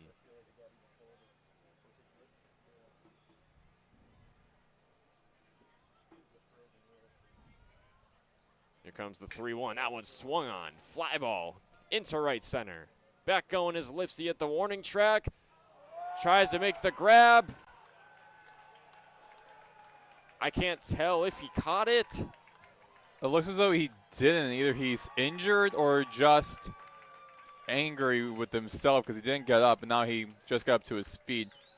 It looked as though it went right past his glove and finding crevice between the back of the fence and the board in the back of the field. Yeah, judging by the FGCU bullpen's reaction, that's a 2-run blast from the center fielder Gagnon. And it's now a 9-2 FGCU lead. The Eagles routing the Owls right now, and looks like we're going to get a pitching change. Here comes John McCormick out to the mound. Brody Johnson's night is over after just .2 innings pitched, allowed 3 hits, 3 runs, 3 errors. I mean, in the struck beginning, out 1 batter, allowed a double, and of course that home run right there. So his night is over. I mean, in the beginning, Johnson looked pretty good in this inning, but again, I think but I also think once again, like this game, lone game, middle of the week, you're just more of just going through your bullpen. So I think in the normal game, Johnson might have stayed for another extra inning or so, but just because of the type of game this is, they're just kind of going through the bullpen at this point. But Johnson looked good in the beginning of this inning, of his time in this inning before the very end, and it kind of got away from him. Definitely did, as we do have a new pitcher for FAU. It looks like it's going to be the junior right-hander Braden Gilson, the St. Augustine, Florida native. So this will be the 10th appearance for Gilson on the season. His last time up, he had a brief appearance in Game 2 of the UMBC series. We'll step away for a moment here on FAU Owl Radio. When we return, still top half of the 5th, FGCU has taken a 9-2 lead off of the 2-run blast from Nathan Gagnon with 2 outs away.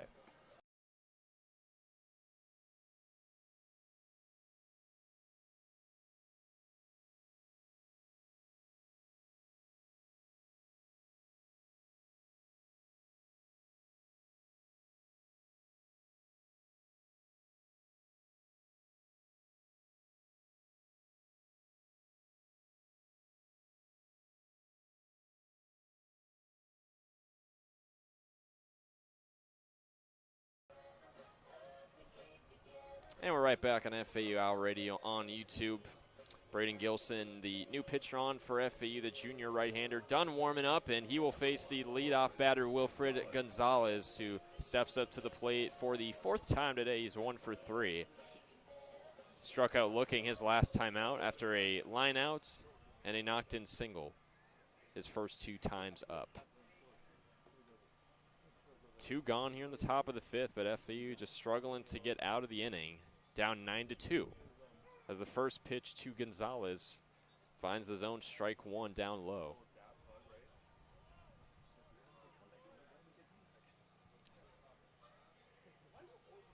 Gilson with 8 strikeouts on the season. Next pitch, 1 hop, 2 hop over to the shortstop. Couldn't pick it up in time, let alone make a throw over to first. And Wilfred Gonzalez reaches first. We'll see if that scored a base hit or an error. LaRoe looked pretty antsy with it, something like he was used to making those type of plays and just kind of miscalculated with the grip of the ball in his hand. Ball slipped out of his hand. You can tell he was really ready to throw and record that out, but I think just he didn't have the firm grasp of the ball yet from the record of the out. Seems like it. That is going to be ruled a normal base hit, so a stand-up single from Gonzalez. John Embry, the DH, now up at the plate as he takes ball 1. Embry, the sophomore, 1 for 2 so far on the day. Singled and scored in his first time up. Last time out, he was hit by pitch. The Eagles have been hit by pitch 4 times in this game. The next pitch absolutely lined to right field. And that's back-to-back singles now for John Embry, putting Embry on first. Gonzalez advances to second. And things are starting to snowball, kind of get away from the FAU defense right now.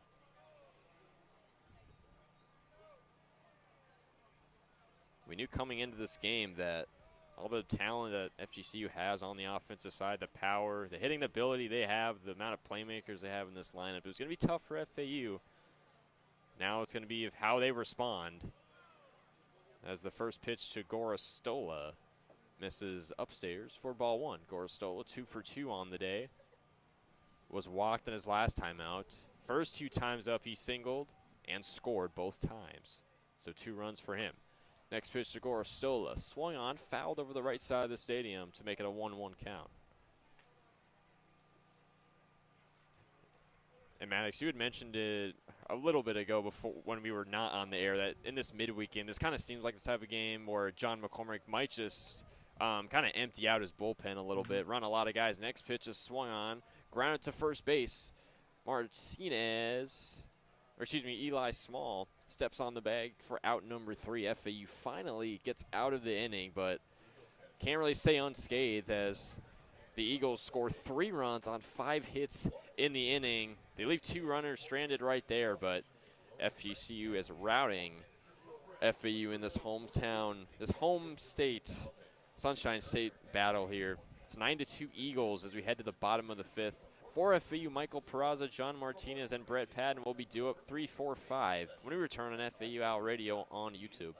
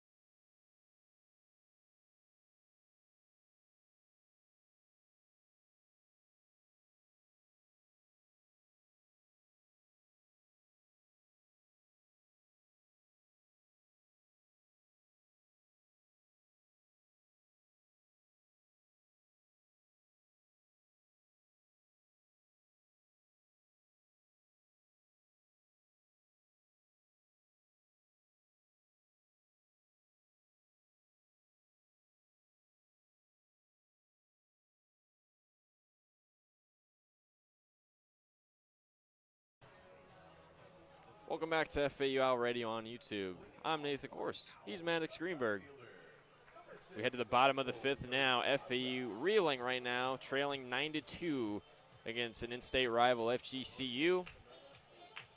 The Owls are back up to bat with the 3-hole hitter, Michael Peraza, the redshirt sophomore, as he steps up to the dish against the right-hander, Logan Baisley, as he misses out and away for ball number 1. Baisley, of course, the Land O'Lakes native.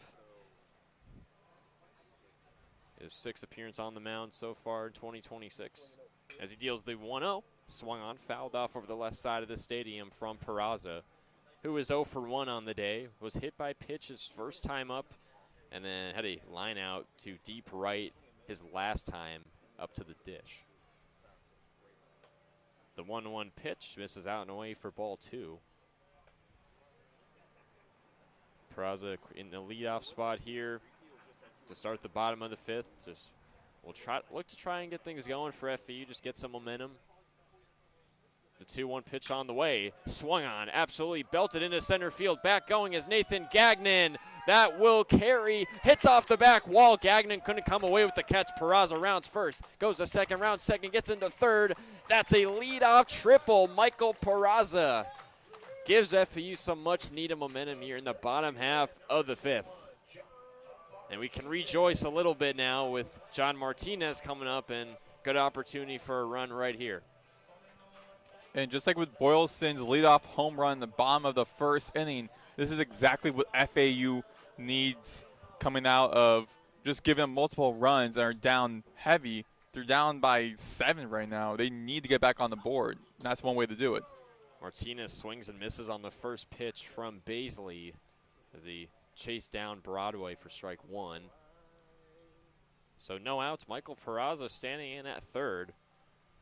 That ball almost had the carry to be a home run. Next pitch from Baisley is foul tipped behind the plate. So we'll go at an 0-2 count on John Martinez, who is 2 for 2 with back-to-back singles.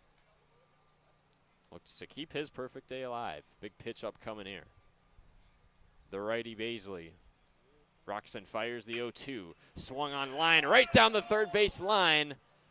Herb on top of it, tried to throw over to first. The throw not in time at all, and John Martinez knocks in his 3rd single of the game. He's 3 for 3, keeps his perfect streak going here today, and it's runners on the corners now for FAU with no outs.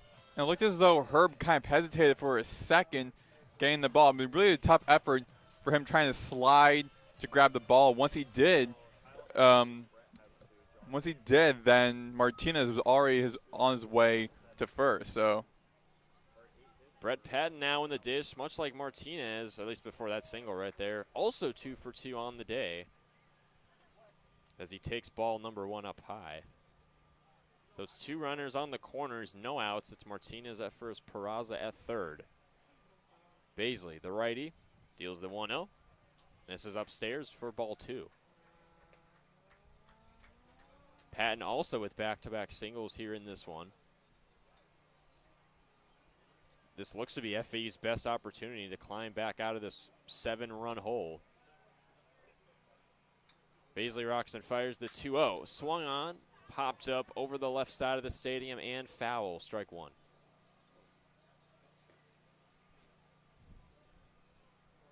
The junior left-handed batter Patton in the box. Brando LaRue, the shortstop, in the on-deck circle.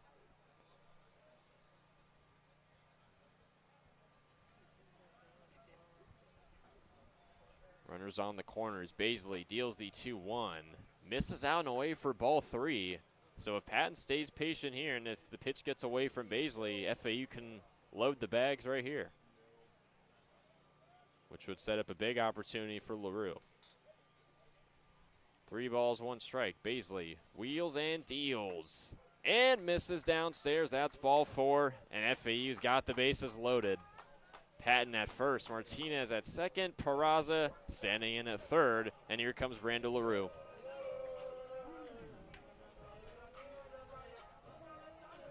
It's FAU's second drawn walk of the game. FGCU also has 2 drawn walks tonight.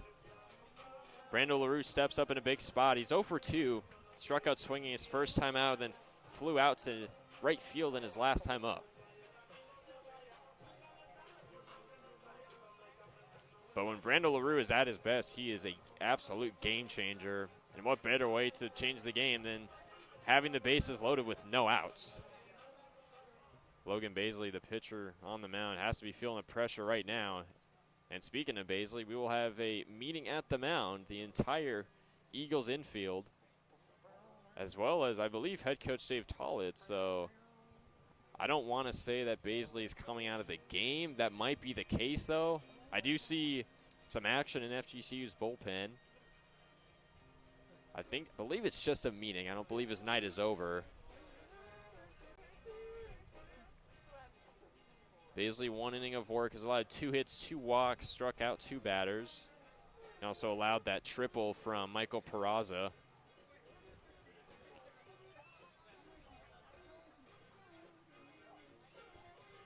It's 9-2 FGCU, bottom of the 5th, no outs. FAU's got the bases loaded, meaning at the mound for the Eagles. Patton at first, Martinez at second, Peraza at third. As we await to see if it is a new pitch or not. Looks like it is going to be, as a pitcher has been sent onto the field from FGCU's bullpen. We will step away for a moment on FAU Owl Radio. When we return, we will have the new pitcher up, and we will continue the bottom of the 5th here on FAU Owl Radio.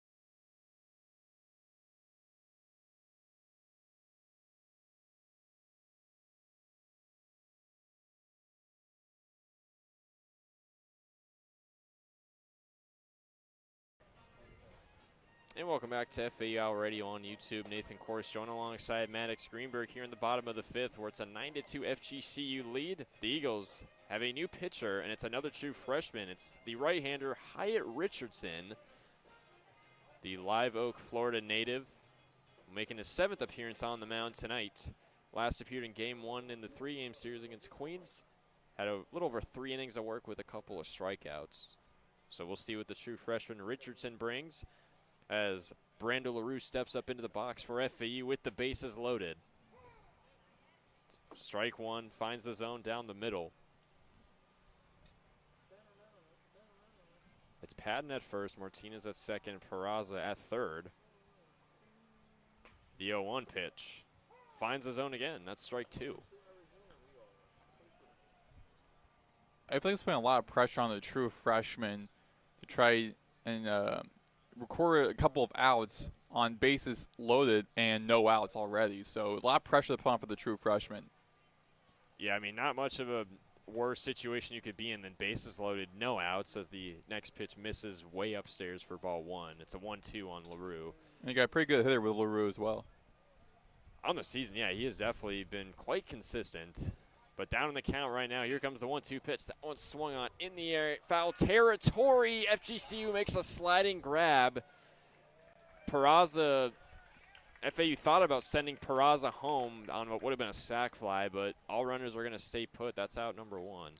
That would have been pretty risky to do, I think. I mean, you have Nelson making this great sliding catch right from the right fence. But even then, like, if you send Peraza over the home, I mean, I feel like Richardson would, I feel like then Nelson would beat him to it. Eli Small steps up to the dish now for FAU. He's 0 for 2, struck out swinging last time up as he swings and misses for strike 1. Bases still loaded, 1 gone in the bottom of the 5th. The 0-1 pitch on the way, finds the zone down Broadway. That's strike 2, so the true freshman Richardson not showing no signs of being nervous or scared right now. He is painting the black in a situation where you pretty much have to. As he winds and deals the 0-2, but he misses upstairs. That's ball 1. On Eli Small, as mentioned before, drove in the game-winning run in the Owls' Game 3 win against UMBC on Sunday. Looking to make an impact here tonight. The 1-2 pitch on the way. That misses out and away.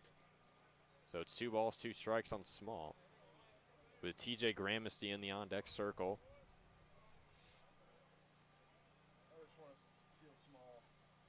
The 2-2 pitch on the way, swung on and missed, strike 3. Eli Small chases down Broadway, goes down swinging. That's out number 2. Hyatt Richardson with his first strikeout of the ballgame, the true freshman. And TJ Gramesty now up to the plate, the catcher, who is 0 for 2 on the day. LaRue and Small, the last 2 batters for FAU, 0 of 6 combined. Gramesty 0 for 2, who struck out swinging his last time out, as he cuts on and misses the first pitch from Richardson. That's strike 1. I think right now it's a pretty good decision having Richardson in at this point, because just moments ago we were saying it's kind of risky, putting a lot of pressure on the true freshman, but now taking out 2 really good batters back-to-back. As Richardson gets Gramesty to swing outside of the zone. That's strike 2. So Owls down to their last strike, last out here with the bases loaded. And now you're putting a lot of pressure on the catcher, Gramesty, who's at bat right now. Now you're putting a lot more pressure on the batter to try to get a grand slam at least. The 0-2 from Richardson misses down the dirt. That's ball 1. Last thing you want to do if you're FAU is squander having the bases loaded. Originally starting on no outs, which is a great opportunity, great territory to be in. The 1-2 pitch from Richardson. That paints the black, strike 3. So the true freshman Richardson with the save leaves the bases loaded, stranded. An unfortunate end to the bottom of the 5th for FAU. And the Eagles still lead this one 9-2. What a save. The true freshman coming in. And we'll go to the top half of the 6th with FGCU's offense coming up. Evan Dempsey, Jared Nelson, and Jeremy Comer will be due up for the Eagles when we return on FAU Owl Radio on YouTube.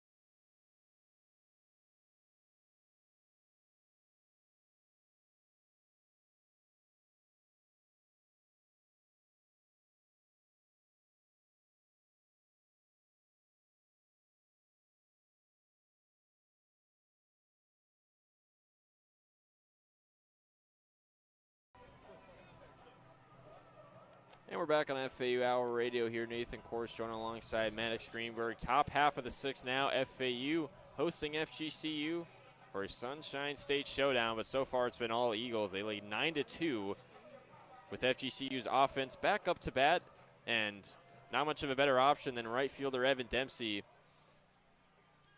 for FGCU, the left-handed batter.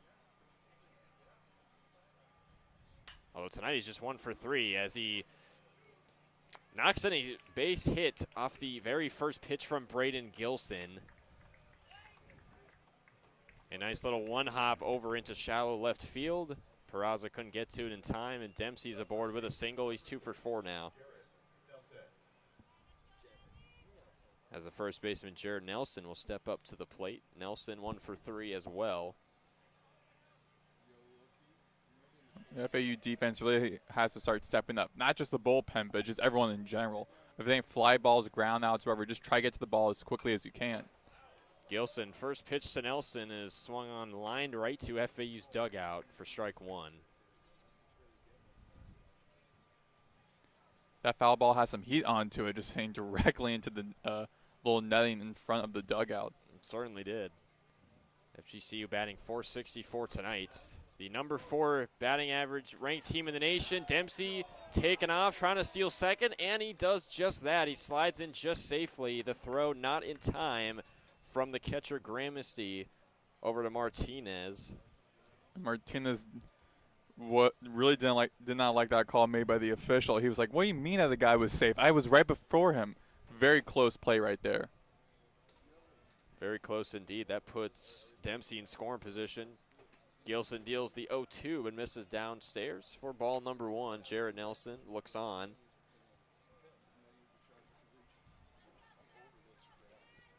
Every single player in FGCU's lineup has recorded at least 1 hit this game. Big reason for the 7-run lead. Gilson on the 1-2. Gets Nelson to swing and miss for strike 3 up the ladder to set him down. That's 1 gone here in the top of the 6th. As the left fielder Jeremy Comer now digs in. A sophomore left-handed batter, 1 for 3 as well on the day. Homered all the way back in his first at-bat, but since then a ground out to second and a strikeout swinging last time out. The Eagles with 9 runs on 13 hits. Gilson, first pitch, foul tipped behind the plate as it rolls towards FAU's dugout. That's strike 1. 1 runner aboard for the Eagles. It's Evan Dempsey standing in at second. He, of course, singled and then was able to steal second successfully on that tough throw. The righty Gilson wheels and deals the 0-1. Swung on, line over the third base line just in front of the left field berm. That's strike 2. FAU with 1 out away here, top of the 6th. Can't let this game get away from them, as it already kind of has. Fans have already started leaving, at least some of them, as the 0-2 from Gilson misses way up high. That's ball 1. I mean, even though that McCormick is running through his bullpen in this game, which makes sense again for being a middle-of-the-week game, still, like, the rest of the FAU defense really has to start stepping up, not just both defensively and offensively. Again, offensively, they've been kind of struggling, but defensively, you have to try and get to the ball, whether it be a fly-out, pop-out, grounded line drive. You have to just get to the ball as quickly as you can. No errors, no mistakes. It's 2 balls, 2 strikes on Comer, the left-handed batter against the righty Gilson. 1 K so far tonight. Roxon fires the even count. Swung on, 1 hop to third, but it gets right past him. That's Nick Romano. That's a base hit for Jeremy Comer. Evan Dempsey advances to third, so it's runners on the corners now for FGCU with 1 out away here in the top of the 6th. And that's what I was talking about. You can't let the ball get away from you defensively. It's not just the bullpen that has to be strong. It has to also be the rest of the defense, rest of the infield, rest of the outfield. And Romano, he was right there at the ball, just didn't time it right, but still, like, you can't let the ball get past you. Tyler Herb, the shortstop, digging in now. Also in the left-handed batting box. 1 out, runners on the corners. Gilson, his first pitch to her, misses upstairs. That's ball 1. And yeah, this FAU infield just hasn't been able to find consistency. The outfield has had some tough goes in terms of just how FGCU hasn't been able to hit the ball out into the infield, or the outfield specifically. The 1-0 from Gilson on the way. Cut on and miss strike one is Tyler Herb as he swings downstairs that time. And there's some more activity in the Owls bullpen. So you know there's going to be at least a couple more changes made, maybe possibly also in this inning as well. Gilson from the stretch, the 1-1 to Herb, swung on and missed strike two. And yeah, McCormick definitely is going to empty out this bullpen. I promise you, Braden Gilson will be far from the last pitcher that is employed for FAU tonight. Runners on the corners, 1 ball, 2 strikes. Here's the pitch from Gilson. Wild pitch gets away. Here comes Dempsey. He comes in and scores, and that's the 10th run of the game for FGCU. It's 10-2 Eagles lead off of the wild pitch. And those are mistakes you cannot be making if you're FAU. Again, those are things I was mentioning earlier in the inning. Can't let the ball get away from you. Can't make those crucial mistakes, crucial errors that will go FGCU's way. And that was one that just did a wild pitch. That should have been just a standard pitch that could have recorded an out, but instead, no, going past the hands of Gramasty and resulting in the 10th run in the game.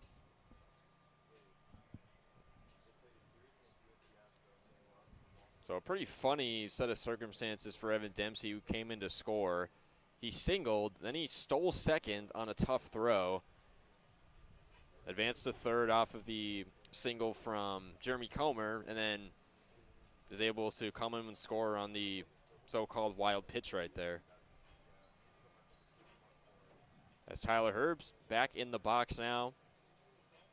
FAU just trying to get settled back down. Just mistakes time and time again have been the name of the game for FAU, at least on the defensive side of the ball, and the offense just hasn't been able to catch up with the high heat that's been FGCU. It's 2 balls, 2 strikes on Herb. 1 runner on second, it's Comer. As the 2-2 swung on and missed for strike 3. Gets Tyler Herb to swing up the ladder. That's out number 2.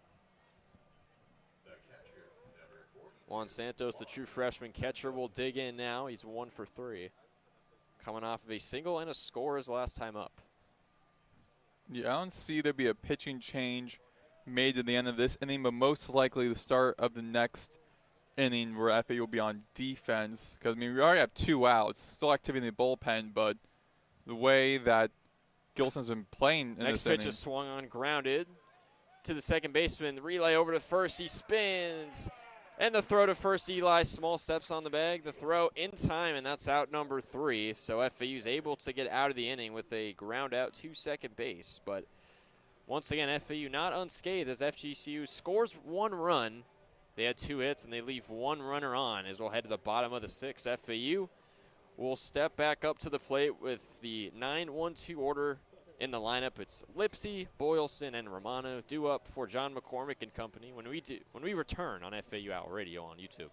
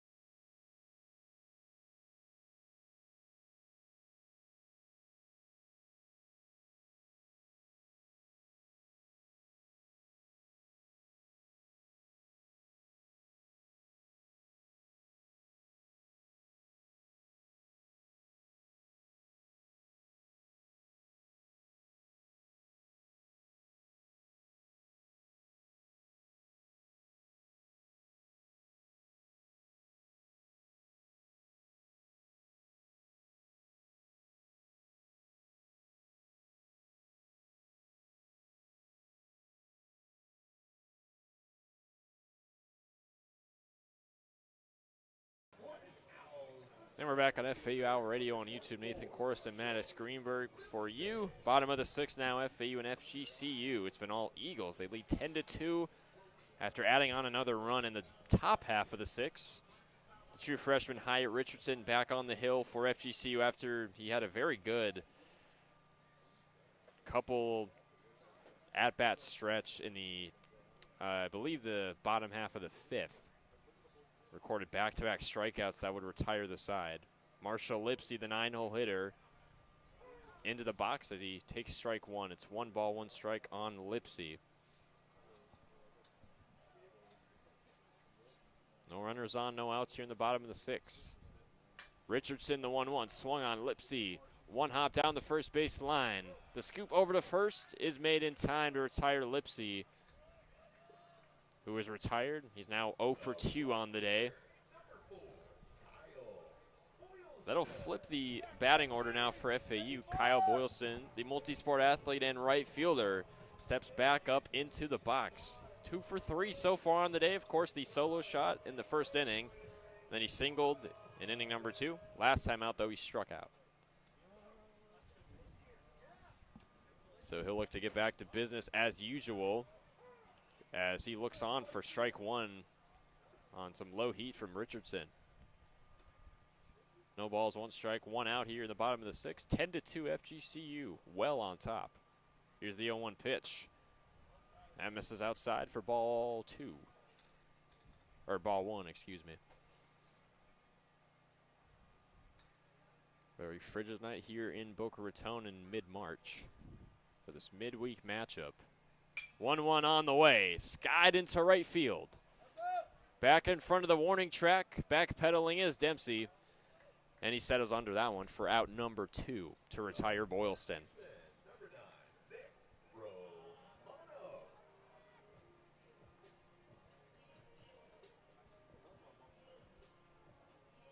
So already 2 gone here in the bottom of the sixth for FGCU. Nick Romano, the third baseman, digs in now. He's 0 for 3. A line out, a strikeout swinging, and a ground out all for Romano as he takes strike 1 down the middle against the true freshman Richardson, who has 2 Ks so far tonight in a little over an innings pitched. Hasn't allowed a hit or a run yet. The 0-1 from Richardson, down and inside, but misses for ball 1.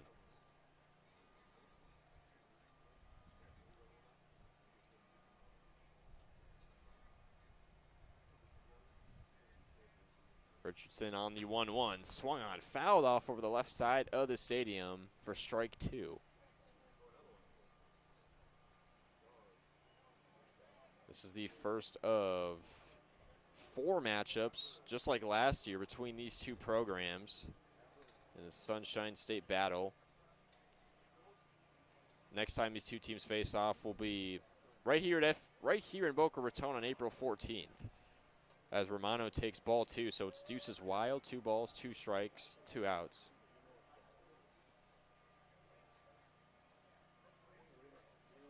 No runners on. Richardson rocks and fires the 2-2, gets Romano to cut on and miss for strike 3 to set him down. So that is so FAU goes down 1, 2, 3 in order, with no runs, no hits, nobody left on, no errors. And we will head to the top half of the 7th. FGCU still in the driver's seat, 10-2 lead for the Eagles, as Gagnon, Gonzalez, and Embry will be due up for FGCU when we're back on FAU Hour Radio on YouTube. We'll be right back.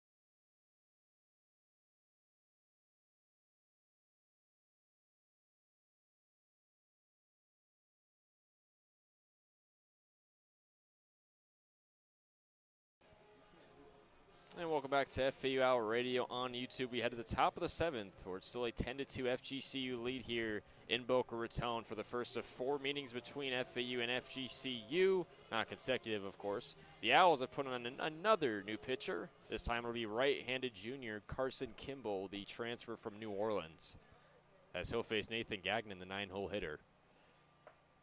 First pitch from Kimball is able to paint the black for strike 1. Gagnon 1 for 3 on the day. Coming off of a home run his last time out. It was a 2-run blast that went just over the glove of Marshall Lipsy. And now he knocks in a leadoff single as it gets through the gap in the FAU infield. So make that 2 for 4 now on the day for Gagnon. Starting to turn his night around for sure.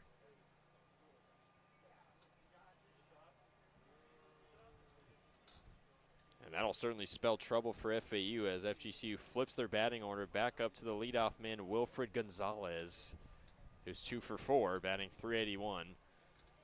Kimball is first offering. This is out and away for ball 1. With Nathan Gagnon on first, no outs in the top of the 7th. Kimball, a little over 7 innings of work so far this season. Just 5 strikeouts. Roxon fires the 1-0. Good control from the catcher, Gramasty, to keep it from getting past him. Gagnon back in at first. Kimball has allowed 10 hits, 10 runs, 7 errors, a couple of doubles so far this season. We'll be interested to see what we get from him here in the latter half of this one. FAU trying to work their way back, and it's got to start with the defense. That's a defense that's been struggling, especially in the infield, all night long. Gonzalez in the box. The 2-0 from Kimball on the way, and that misses out and away for ball 3. So a chance to put 2 runners aboard. With every new pitcher that McCormick brings in, he's just hoping that that pitcher can try and help alleviate some of FAU's defensive struggles, try to shut out, take out any FGCU runners and make it a little bit easier for FAU to try to get back in this game. Still a tough a place to get out of. I mean, you're down 8 runs. But still, like every new pitcher coming in for FAU, McCormick's kind of hoping that it kind of helps alleviate some of the struggles with him. As Kimball is able to find the zone for strike 1. Still down 3-1 in the count. Gonzalez in the driver's seat. Kimball with the signal, deals the 3-1. Paints the black for strike number 2. So it's a full count now on the leadoff man, Gonzalez. 1 runner on, it's Gagnon at first, no outs. 10-2 FGCU lead. So starting to kind of approach run rule territory. Not what you want at all if you're FAU. Here's the full count from Kimball. Swung on in the air to shallow right field. Chasing after it is Boylston. It drops just fair. And that is a single for Wilfred Gonzalez. It dropped in perfectly just inside of the first base line.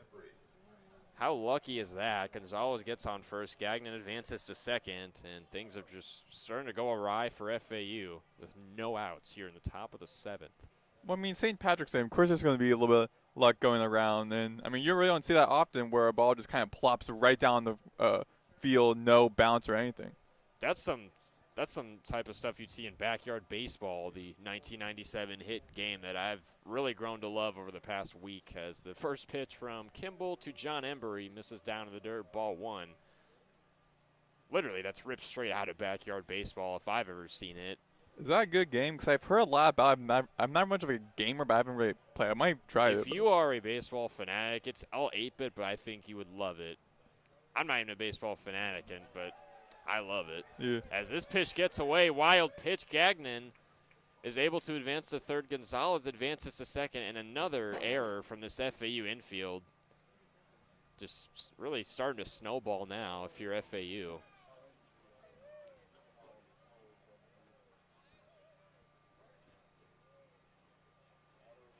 I mean, it seems as though like every time FAU has something kind of working for them, whether it's offensively or defensively, FGCU has been able just to respond with it. I mean, again, last inning, Next bases pitch loaded. from Kimball. Embry swung on.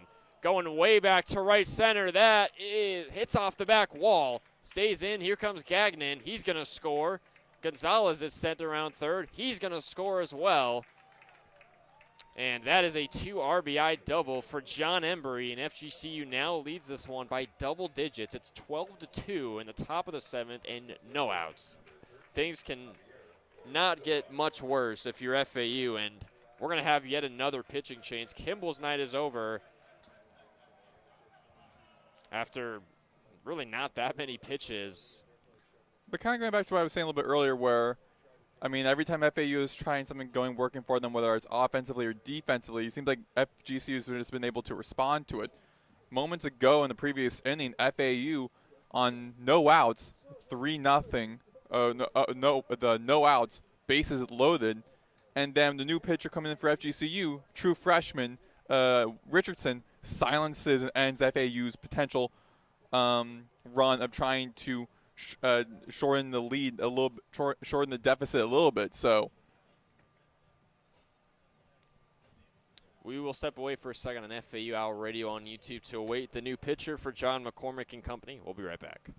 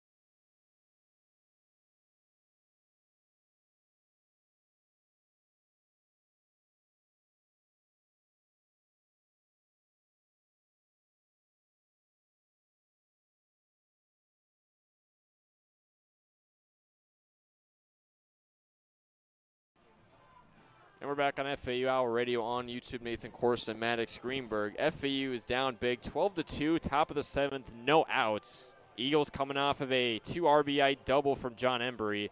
And FAU has employed another pitcher. And this one is interesting as Patrick Ward is on the mound now for FAU, which this will actually be his 3rd time pitching so far this season. Patrick Ward, of course, normally an infielder for FAU, the senior out of Point St. Lucie, Florida. I mean, he batted for FAU literally this past Sunday. He played in 2 out of 3 of the games against UMBC. He struggled in those games, went just 1 for 6, but on the mound, he's only pitched 0.2 innings, has only faced 2 batters. So this will be interesting here as FAU is reeling down 10 runs, of course. yeah, I mean, we mentioned right before going on air how this feels a little bit like a desperation move for FAU, choosing a player, not like a typical pitcher, but when you're infielders who also happens to pitch every now and then. So it's pretty wild. But we'll see what Ward can do. And he's going to have to face Javier Gorostola, who, of course, leads FGCU in batting average. He's 2 for 3 tonight. First pitch swung on is lined right to Nick Romano at third. Or drops in front of him in the throw to first base. Steps on the bag for out number 1. So quick work of Gonzalez right there to retire the third baseman. Evan Dempsey, the right fielder, now steps up to the plate.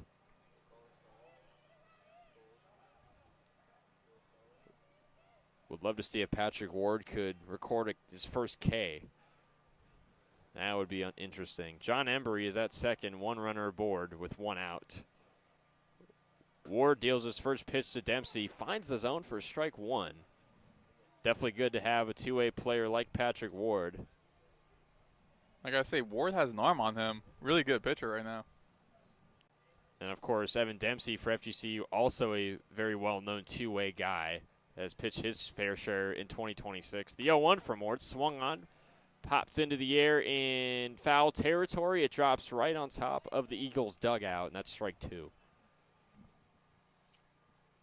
Yeah, Dempsey, I mean, last year won the John Olerud National Two-Way Player of the Year. He also received a USA Baseball Collegiate Team invitation. His talent has not gone unnoticed for sure. Ward looks back at second. Roxon fires the 0-2, misses down in the dirt. That's ball 1.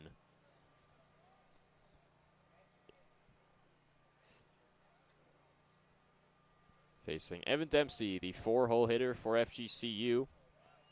He homered back in the 3rd inning, and he came off of a single in his last time out, to which he also scored. Ward Roxon fires the 1-2. Swung on and missed for strike 3.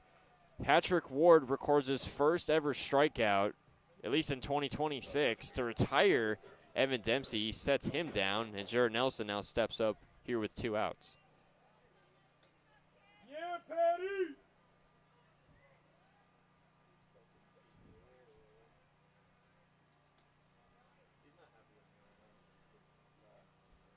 Nelson up to the dish. The right-handed batter against the righty Ward. His first pitch swung on. Absolute liner into deep center. Going back is Lipsy. Did he make the grab? Yes, he did. That is out number 3. FAU retires the side here in the top half of the 7th. Lipsy slowly gets up. He hit the wall very hard. I saw immediately Boylston was running over the check on him. Yes, he did. Gets up in his own power. Looks to be okay. And FAU able to end the inning off on a high note. We'll head to the bottom of the 7th. FAU still down 12-2 for FAU. It'll be Peraza, Martinez, and Patton due up for FAU when we return on FAU Hour Radio on YouTube.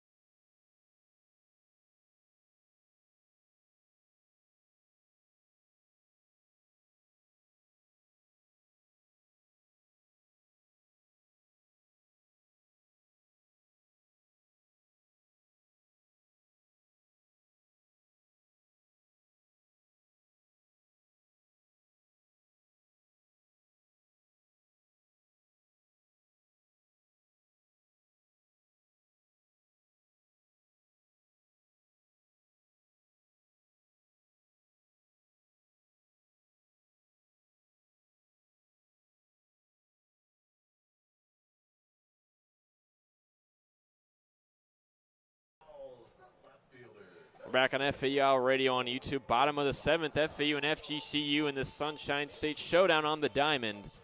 Still 12-2 Eagles with Michael Peraza, the left-handed redshirt sophomore, digging in for FAU. Peraza, 1 for 2 on the day, coming off of a triple in his last time up as he takes ball number 1 out and away.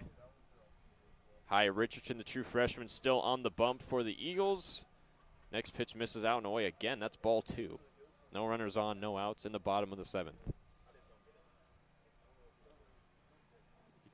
Eagles looking for their 5th straight win. Next pitch swung on, fouled off over the left side of the stadium, up high for the first strike. Eagles coming off the series sweep against Queens. As the next pitch is in there for strike number 2. It's 2 balls, 2 strikes on Peraza. FAU coming off the series win against UMBC. Here comes the 2-2. Swung on, 1 hops the mound and gets through for a base hit. Michael Peraza with a leadoff single for FAU. Again, another great opening for FAU in their inning, but now it's how do they kind of continue off of that, and how FGCU will try to respond to that. John Martinez, a second baseman, up to the dish now. Perfect game on the line for him as he swings. Grounder to second, possible double play, but Martinez is able to get to first in time, so he is now 4 for 4 on the day, all singles, but Peraza is cut down at second.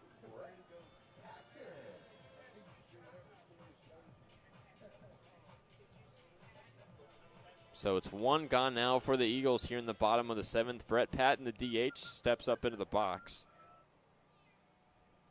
And he's also 100% tonight.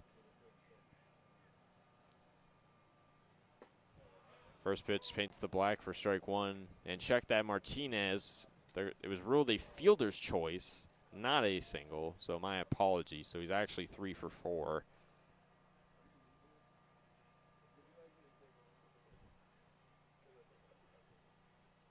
Richardson from the stretch steals the 0-1. Misses out and away for ball 1.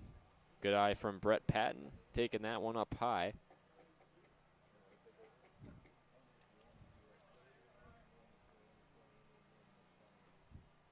As most of the FAU fans have left. Still a chance for the Owls to come back, though. Here comes the 1-1. Swung on, popped way up in the air. That's going to be out of play past the FGCU's dugout for strike 2.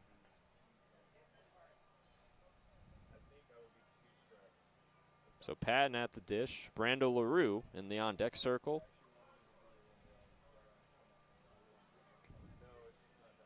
The bottom 4 in FAU's order have gone a combined 0 for 11 tonight. Just major struggles all around. The 1-2 from Richardson on the way. Misses way outside for ball 2. As John Martinez stands in at first. Martinez increasing his lead off the bag. Richardson looking on. 2 balls, 2 strikes. We're even. He deals the even count. Misses out and away for ball 3. Brett Patton works itself full.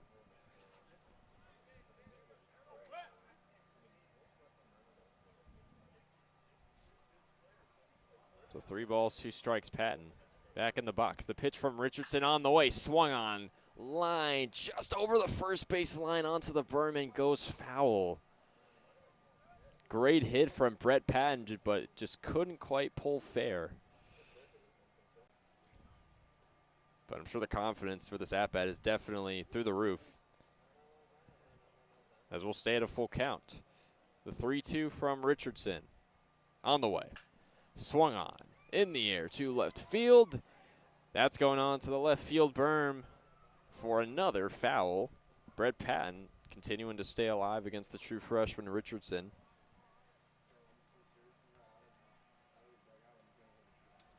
FAU just trying to start small here. Working their way back into this one. We'll do the 3-2 again. Richardson from the stretch. Rocks in, fires, and misses out and away for ball 4. Brett Patton draws himself a 1-out walk. John Martinez advances to second, and it's runners at first and second for FAU with 1 out.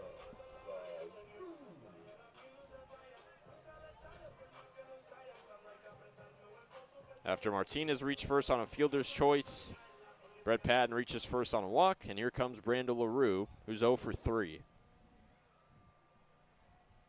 First pitch from Richardson to LaRue gets him to swing and miss for strike 1. It's Patton at first, Martinez at second, 1 gone here in the bottom of the 7th. It's FGCU 12, Florida Atlantic 2 here in Boca. Richardson from the stretch, the 0-1 on the way, misses outside for ball 1. Last season, LaRue was named to the 2025 All-AAC second team. And he also had a good year also last year. And preseason All-American first team as he takes ball 2 down low. Good eye from the shortstop, LaRue. FAU batting just .321 tonight. Compare that to .447 from the Eagles out of Fort Myers. Here comes the 2-1 from Richardson. LaRue cut and missed for strike 2 as he chases the fastball down Broadway. So it's 2 balls, 2 strikes on Brando LaRue. A single would score a run. It would get things going in the right direction. Here comes the 2-2, swung on in the air. Popped up into foul territory. It'll drop steadily onto the right field berm, and we'll stay at a 2-2 for LaRue.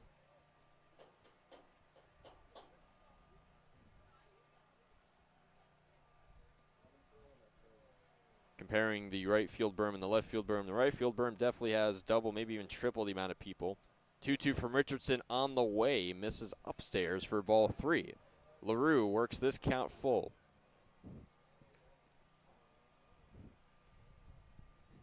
A single would probably score a run and really go a long way. Richardson on the full count. Swung on, one hops over the third base line and goes foul. So Brando LaRue battling against the true freshman Hyatt Richardson. LaRue's still looking for that first base hit tonight. Richardson rocks and fires the 3-2, swung on, fouled straight back over the stadium. And we'll do the full count again. LaRue has mightily struggled as of recent. 0 of 14 in his last 4 outings. So make that 0 of 17 streak right now. Unless he can turn things around right here. Here comes the 3-2. That goes back. A liner to left center. Drops into the gap back at the warning trap. Martinez is being sent home around third. He's going to score. Brando LaRue knocks in a 1 RBI double that ends his long no-hitting streak. And FAU's finally got a little bit of momentum here in a 1-out situation in the bottom of the 7th. It's 12-3. FGCU still leads. The first run on the board for FAU since the bottom of the first inning. So long-awaited run for FAU.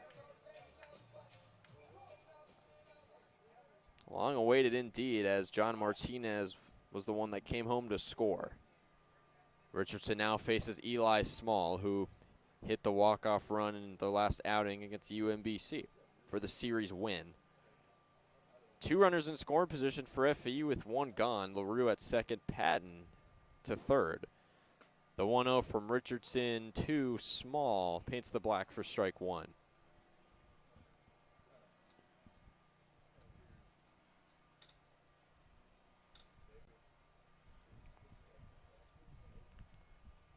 The righty freshman from the stretch, the 1-1 on the way. Swung on and missed. Strike 2 is Eli Small. Excuse me. Eli Small, of course, the transfer from Kentucky, did not play last year. He played in 2024 in a more limited role. He's gotten a little more burn as of late here for FAU as he foul tips the next pitch straight back. It's 1-2 count once again. I think what amazes me is the fact that FGCU and FAU both have double digits in hits, with FGC with 17 and FAU with 10. But run-wise, I mean, whole different ball game where FGCU 12, FAU 3. So FGCU's offense really showing how strong they are in this game. They really are, as Eli Small goes down swinging for out number 2. And we are going to have a pinch hitter for FAU, the first of the game for either team. Xavier Maranta is going to pinch hit here for TJ Gramercy in the 8-hole spot. And Maranta hasn't played in every game, obviously, but in the amount of time he's been given, he's been pretty darn good as he takes ball 1 from Hyatt Richardson up high. Yeah, Maranta, graduate outfielder from Miramar, Florida, first year out of Nova Southeastern. Started his career of 2 seasons at Appalachian State before then playing next 3 seasons. Actually, next 3 seasons he played we're at Santa Fe College. Actually, that's how he started his career, and then going to Appalachian State. So he's been to a couple different schools, but where he was during his stops, he definitely made some impact. Maranta swings and misses on the 3rd pitch for strike 1. It's 2 balls, 1 strikes on Maranta. 2 gone. Got to get a base hit here. Here comes the 2-1 pitch. That one swung on 1 hop right down the first base line. Richardson tracks it down and scoops it up to Jarrett Nelson over at first in a tight formation for out number 3 to retire the side.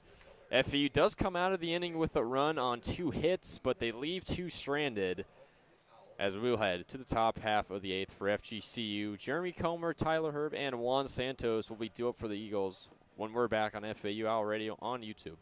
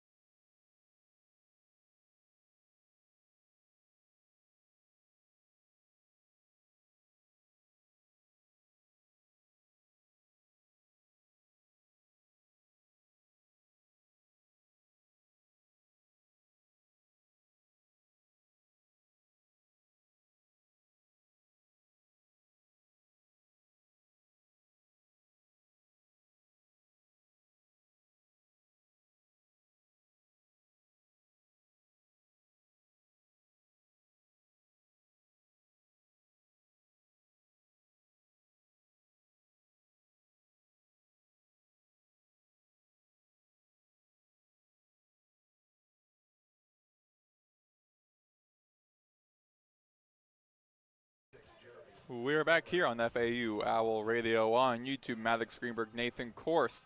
12-3 FGCU over FAU here in the top of the 8th inning. Patrick Ward, the infielder for FAU, now pitcher, still on the mound. And this inning going against Jeremy Comer, and a swing and a miss by the left-handed batter for a strike 1 here in the top of the 8th. Infield shifting a bit to the right. 10 on the pitch clock. Wheels and deals, and low in the dirt for a 1-1 count.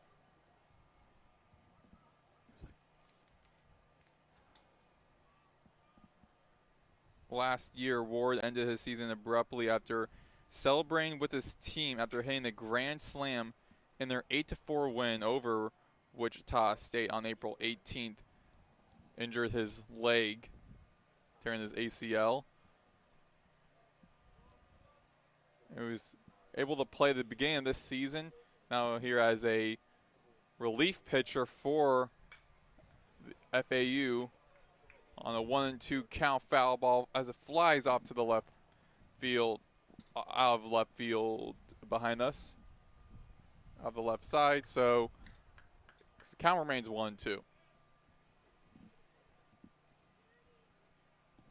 Ward with the kick. Here comes the pitch. And near the ankles of Comer, be a ball 2. It's a 2-2 count.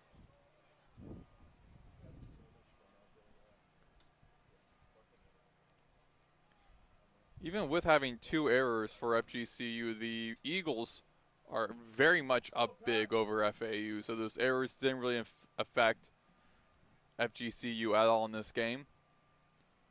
And upstairs for a full count for Patrick Ward. A little activity happening within the Owls bullpen off to the right corner of the field. Ward on the 3-2 count. Here comes the pitch.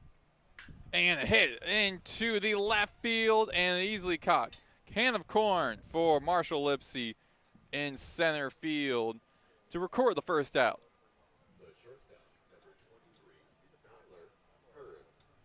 Tyler Herb, the shortstop, stepping to the left batter's box. The kick, here's the pitch, and big swing and a miss for Herb. Herb's 5th plate appearance. Last time he was at bat was in the top of the 6th inning. He was struck out. Check swing upstairs for a 1-1 count.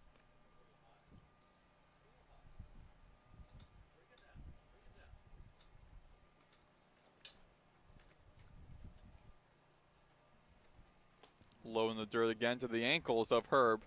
2-1 count. Infield shifting to the right. The Eagles have been explosive offensively in this game. Tip foul, Korst past the behind home play off to the left side out of the stadium. Foul 1, strike 2, 2-2 count.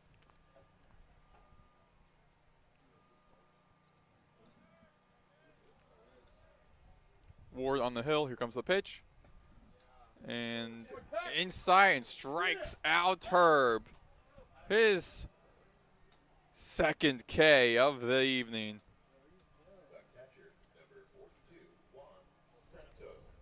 And now the catcher Juan Santos on the 8th hole. True freshman catcher out of Carolina, Puerto Rico. Steps to bat in the right batter's box. Infield resets. Outside for a ball 1. Last time Santos was at bat was grounded to second, thrown to first. And that was in the top of the 6th inning as well. Check swing and will be ruled a strike as the bat was past the home plate to be a 1-1 count.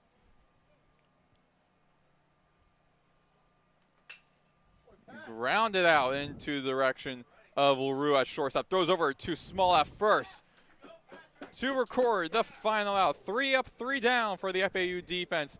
So we head to the bottom of the 8th inning. Due up for FAU's offense. Lipsy then back to the top of the batting order with Boylston and Romano. You're listening to FAU Owl Radio on YouTube.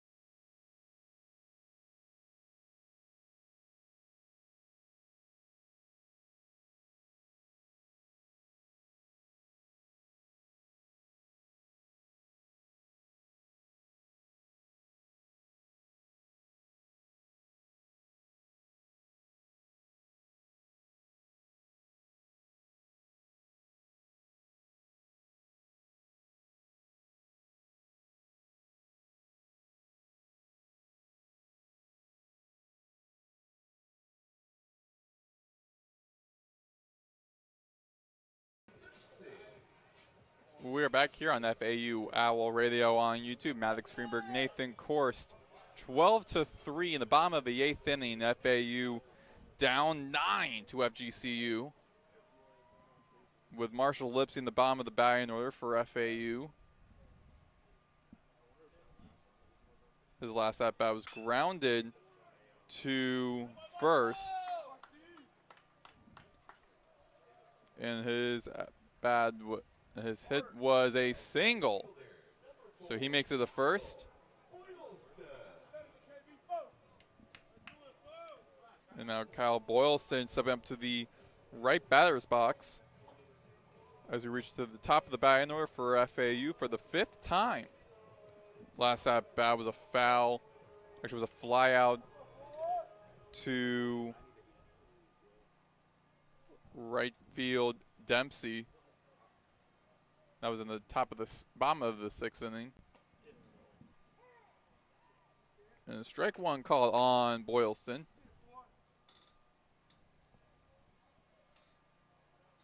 FAU batters tonight 11 for 32 with a 344 batting. 3 walks, 10 strikeouts. And strike 2 on Boylston as he taps his helmet angrily, getting himself amped up for the next pitch from Sebastian Lipman, the new pitcher in for FGCU.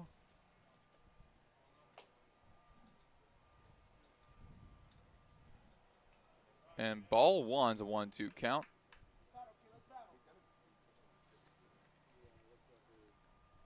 Sebastian Lipman, the redshirt freshman, right-handed pitcher, transfer from Georgia Tech.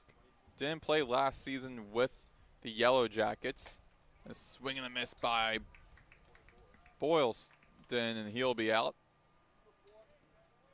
Lipman also is a two-way player, also playing outfield. So both teams really digging deep in their bullpens. Nick Romano, second on the batting order, is at bat now. On deck is Peraza, and on first base is Lipsy. 1 out. 12-3 FGCU lead, bottom of the 8th. And upstairs against Romano for a ball 1.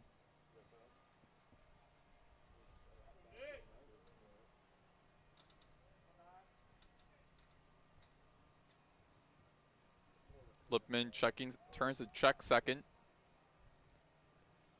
With a kick, here's a pitch, and a ball 2. Check that. Be a strike 1. It's a 1-1 count.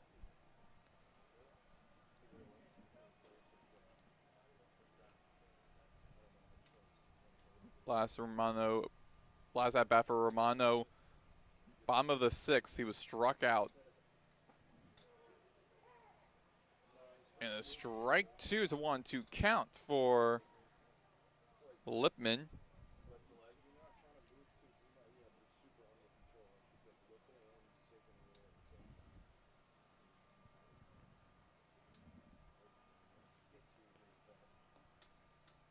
Lipman standing tall on the hill. Here comes the pitch. Low in the dirt. Romano swings. And out number 2.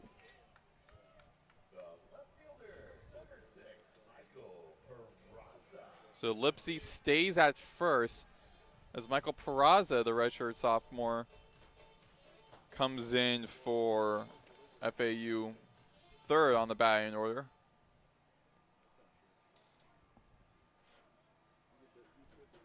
Redshirt sophomore left fielder, batting left against Lipman.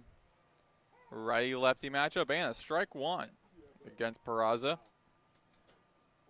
A transfer out of West Virginia. Played 2 seasons with the Mountaineers. In his freshman year, played 33 games. 15 of them he started in. And last year had 233 batting. So he grounds it out, rolls out to the right side into the fence. Peraza last year played 21 games, starting in 10. Having 1 home run and 6 runs on 10 hits before joining FAU this offseason. 0-2 count. Runner on first is Lipsy. Lipsy goes to try to steal second, and he beats Comer to it. And Lipsy will be safe in scoring at second. Looking to ride the momentum they've done offensively last time they were at bat. The bottom of the 7th inning, FAU ended a 5 straight scoreless inning. First time they scored was in the top of the 1st as Peraza struck out swinging, and that will end the 8th inning.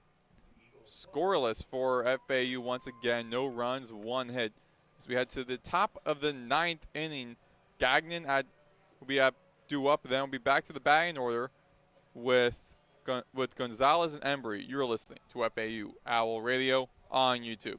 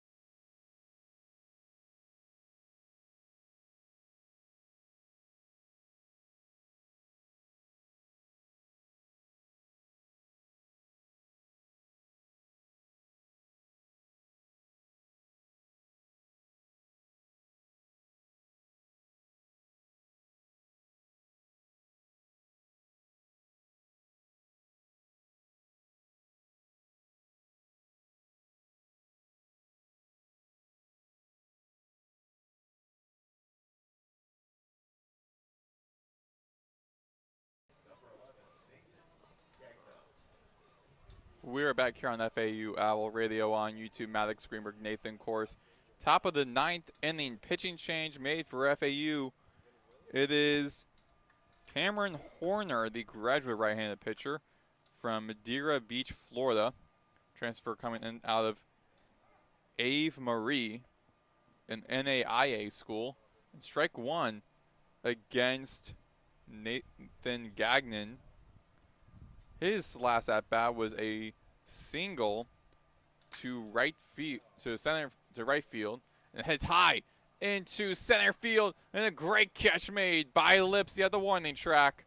Records the first out of the 9th inning.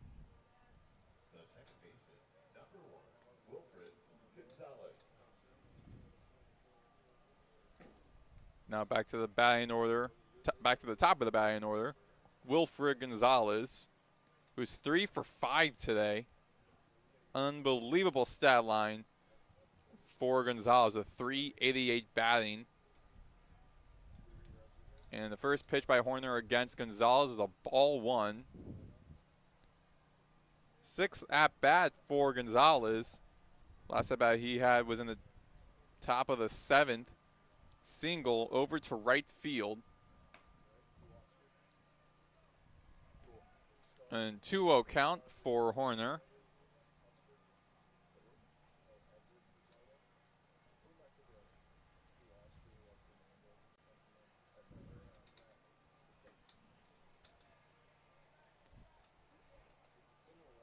Three and 0 count now for Horner against Gonzalez, a righty-righty matchup. Bases empty, 1 out. 12-3 at the top of the 9th inning.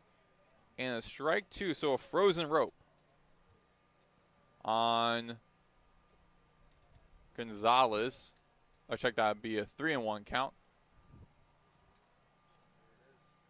And upstairs, chin music, and that walks Gonzalez. So Gonzalez makes his way to first. in another inning where FGCU starts things off reaching base. Now John Embry, a really tough hitter that Horner will have to go against, leading the team with .433 batting, 3 for 4 tonight. Embry's last at bat at the top of the 7th. He reached second base, and he hits it into the direction of Martinez, and he records, tagging out Gonzalez at second. So Embry will be staying at first as Keelan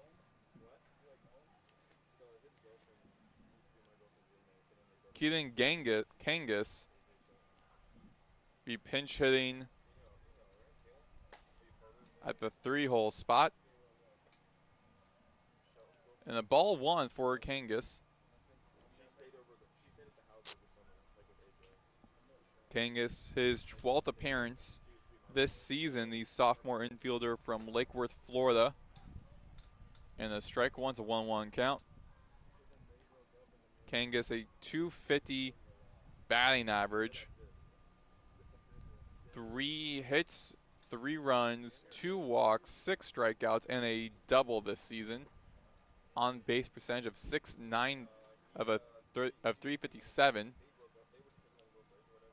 So 2-1 count. Infield shifting to the right against Kangas, the left-handed batter. And upstairs for a 3-1 count. 12-3 FGCU lead. Top of the 9th inning.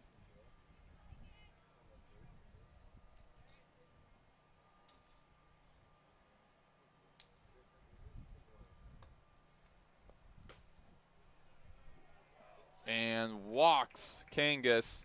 So back-to-back walks for Horner. And Evan Dempsey, the standout player for this FGCU squad, the junior right fielder, back-to-back, batting left on the with 2 outs, 2 on base. The runner in scoring is Embry. Big swing and a miss made by Horner.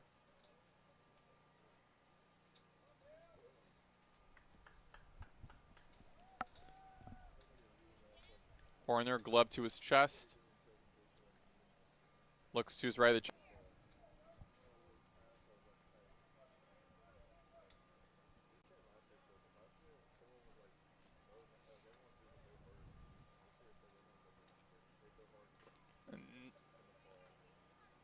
Foul tip behind home plate. Oh.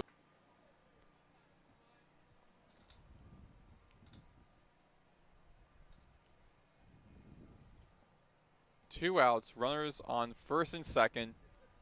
That'll be Kangas at first, Embry at second and scoring. Left-handed batter Dempsey, 2 for 5 tonight, going against the right-handed pitcher Cameron Horner. Horner looks right to check on second. Here comes the pitch, and high into left field. And that would be almost a great effort made by Peraza left field, but just doesn't time it right as it was nearing the foul line. The rule just inside. Actually, I'm check that, but you still rule a foul. Ball, so Dempsey will be staying at bat in the left batter's box on an 0-2 count with 2 runners on base. FGCU up big. They'll be improving to 17-4 this season as FAU will be demoted to 13-8 this season after this game. 1-2 count for Horner.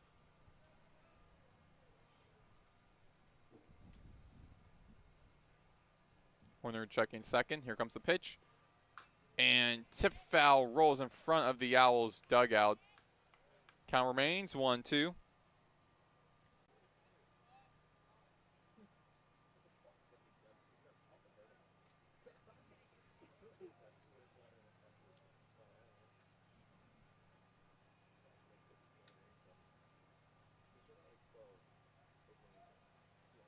Horner, check second. Here comes the pitch. And hits the right elbow of Dempsey. And I'll send Dempsey to first, and bases will be loaded on 2 outs in the top of the 9th inning. Unbelievable. You got to remember the run rule. If FGCU just needs to score 1 in this ball game, will be over, I believe.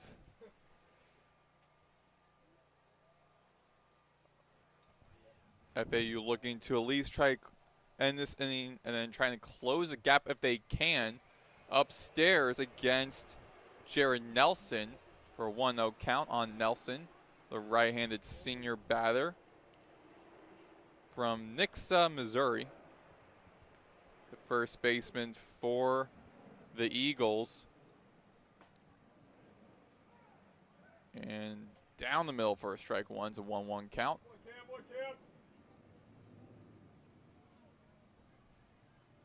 Horner with a 7.71 ERA this season, pitching 2.1 innings, 2 runs on 2 hits. Big swing and a miss for Nelson. It's a 1-2 count now. Hitting 3 batters, walking 3 and striking out 2. So this will be the deciding pitch right here, whether this game extends or not.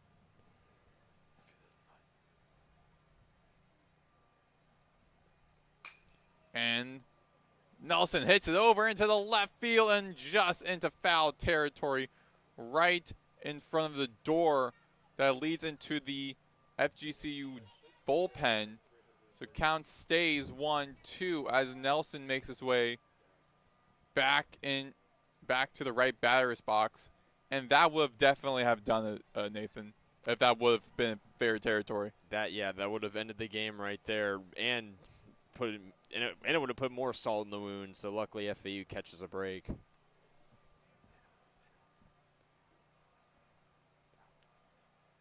Horner with the pitch, and swing and a miss by Nelson, and that retires the inning. Scoreless for FGCU, back-to-back innings. And we head to the bottom of the 9th inning with Martinez, Patton, and LaRue looking to try and get at least some optimism at the end of this game and try and make the final score now read 9-run deficit. We'll be back on FAU Owl Radio on YouTube.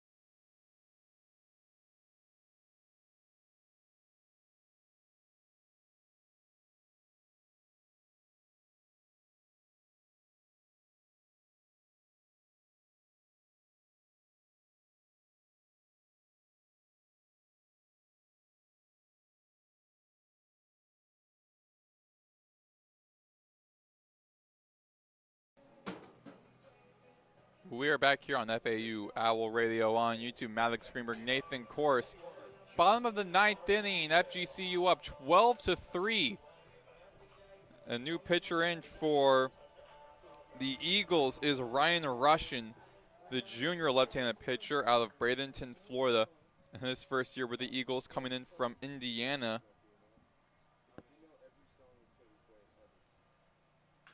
And the first batter he'll be facing off is John Martinez, the right-handed second baseman, and be a strike one.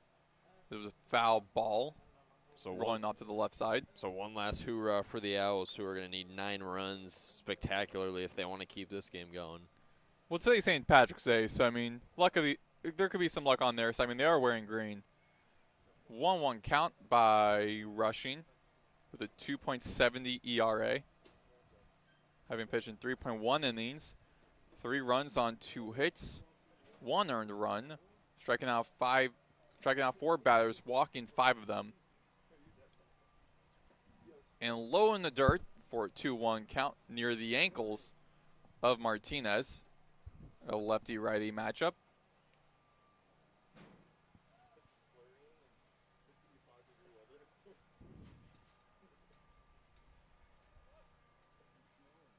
Rushing on the hill. The kick and the pitch, and there'll be a strike. Strike out ball 3, 3-1 count.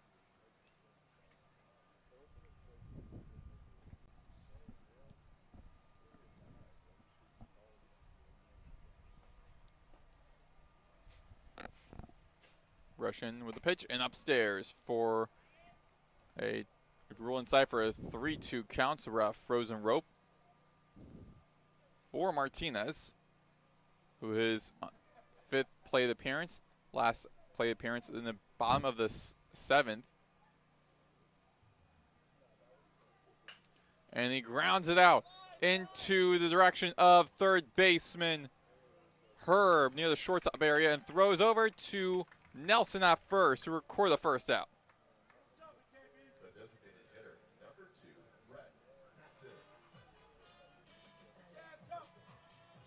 Next game for FAU will be this weekend, starting on the 20th, ending on the 22nd, as they play against UTSA in the first game in conference play. And interesting enough, UTSA did FAU season last year, so a little bit of revenge for FAU heading into that matchup. 0-1 count for Padden. And the Owls fell to UTSA 6-3 in the elimination game in Game 9 on Day 4 of the American Conference Tournament. They also previously lost to Tulane in that tournament as well. But UTSA was a final nail in the coffin. Owls lead that series. UTSA leads that series 18-17. Very close between these two programs in the series. Owls lost the last 4. They are 8-4 at the FAU baseball stadium. 14-16 in conference play.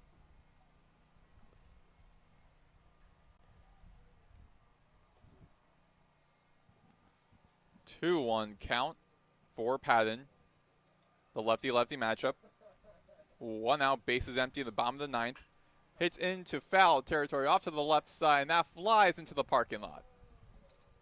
Foul 1, strike 2, 2-2 count.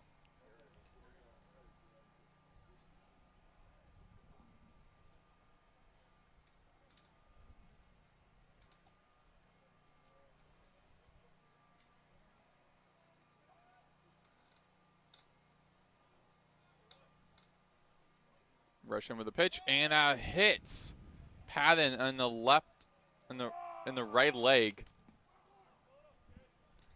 and that will send Padden over to first as he gingerly walks to the first base. We've had a lot of hit by pitches in this game. That's the 8th time tonight from either squad. 3rd time for the Owls and 5 times from FGCU.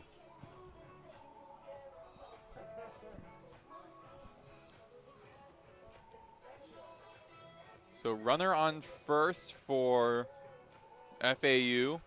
And now up to Babby, the pinch hitter, Jaden Harrell, the sophomore infielder from Oldsmar, Florida. His first high school home run was a grand slam. Didn't play last year for FAU as a freshman. Got some playing time previously in the past couple of games this season. The right-handed batter against the left-handed pitcher, rushing. 1-0 count.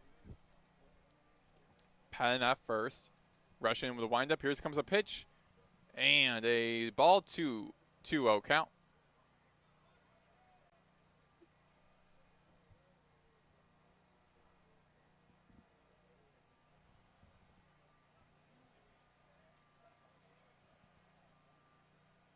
Rushing, checking first.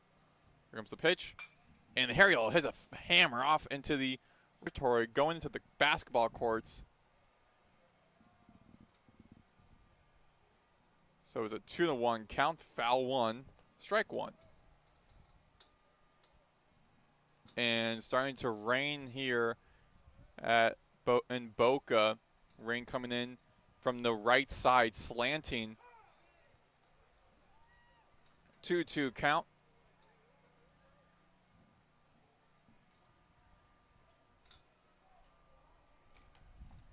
Two outs away, and this game will be over. FGCU's defense looking to prevent FAU from getting anything going offensively as we reach another frozen rope. 3-2 count. 1 out. Runner on first. 12-3 FGCU lead in the bottom of the 9th inning. Big swing and a miss by Harrell, and he is upset about that as he makes his way over to the dugout. And now Danny Baez actually coming in as a pinch hitter for Eli Small in the 7th spot.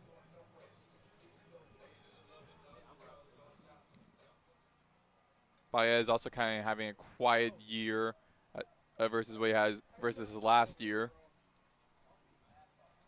The senior outfielder from Oviedo, Florida. Strike 1 for Baez.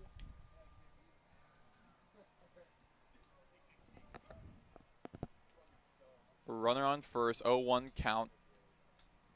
2 outs. And Patton successfully steals second. No one from the FGCU defense was trying to stop him. There's a 12-3 lead for FGCU. And again, it'll be an absolute miracle for FAU to come back in this game. There's a runner in scoring, and Patton going to steal third, and he does so. Again, no one from FGCU was trying to stop him. So another great position for FAU with a runner in scoring at third. 2 outs, 2-1 count. Runner on third and scoring this Patton. And grounded into the foul territory, rolling off to the right side. Foul 1, strike 2 is a 2-2 count.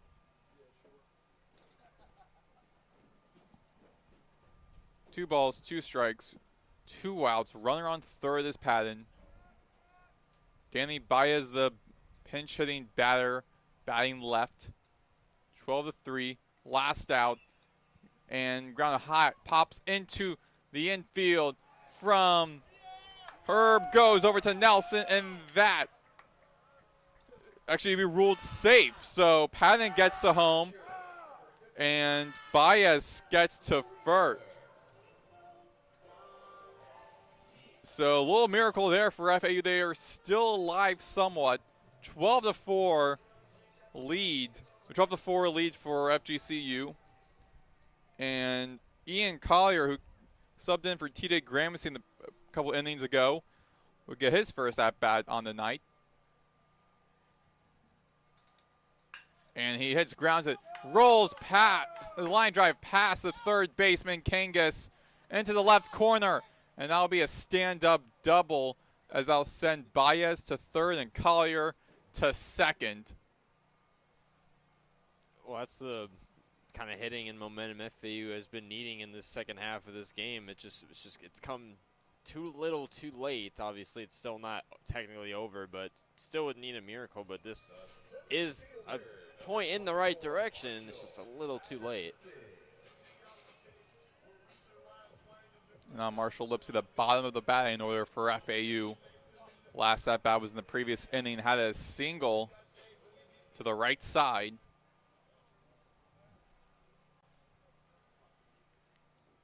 With a kick by Russian, grounded out, line drive into the direction of Gonzalez at second base. Throws over to Nelson, and that will retire the inning and end the game.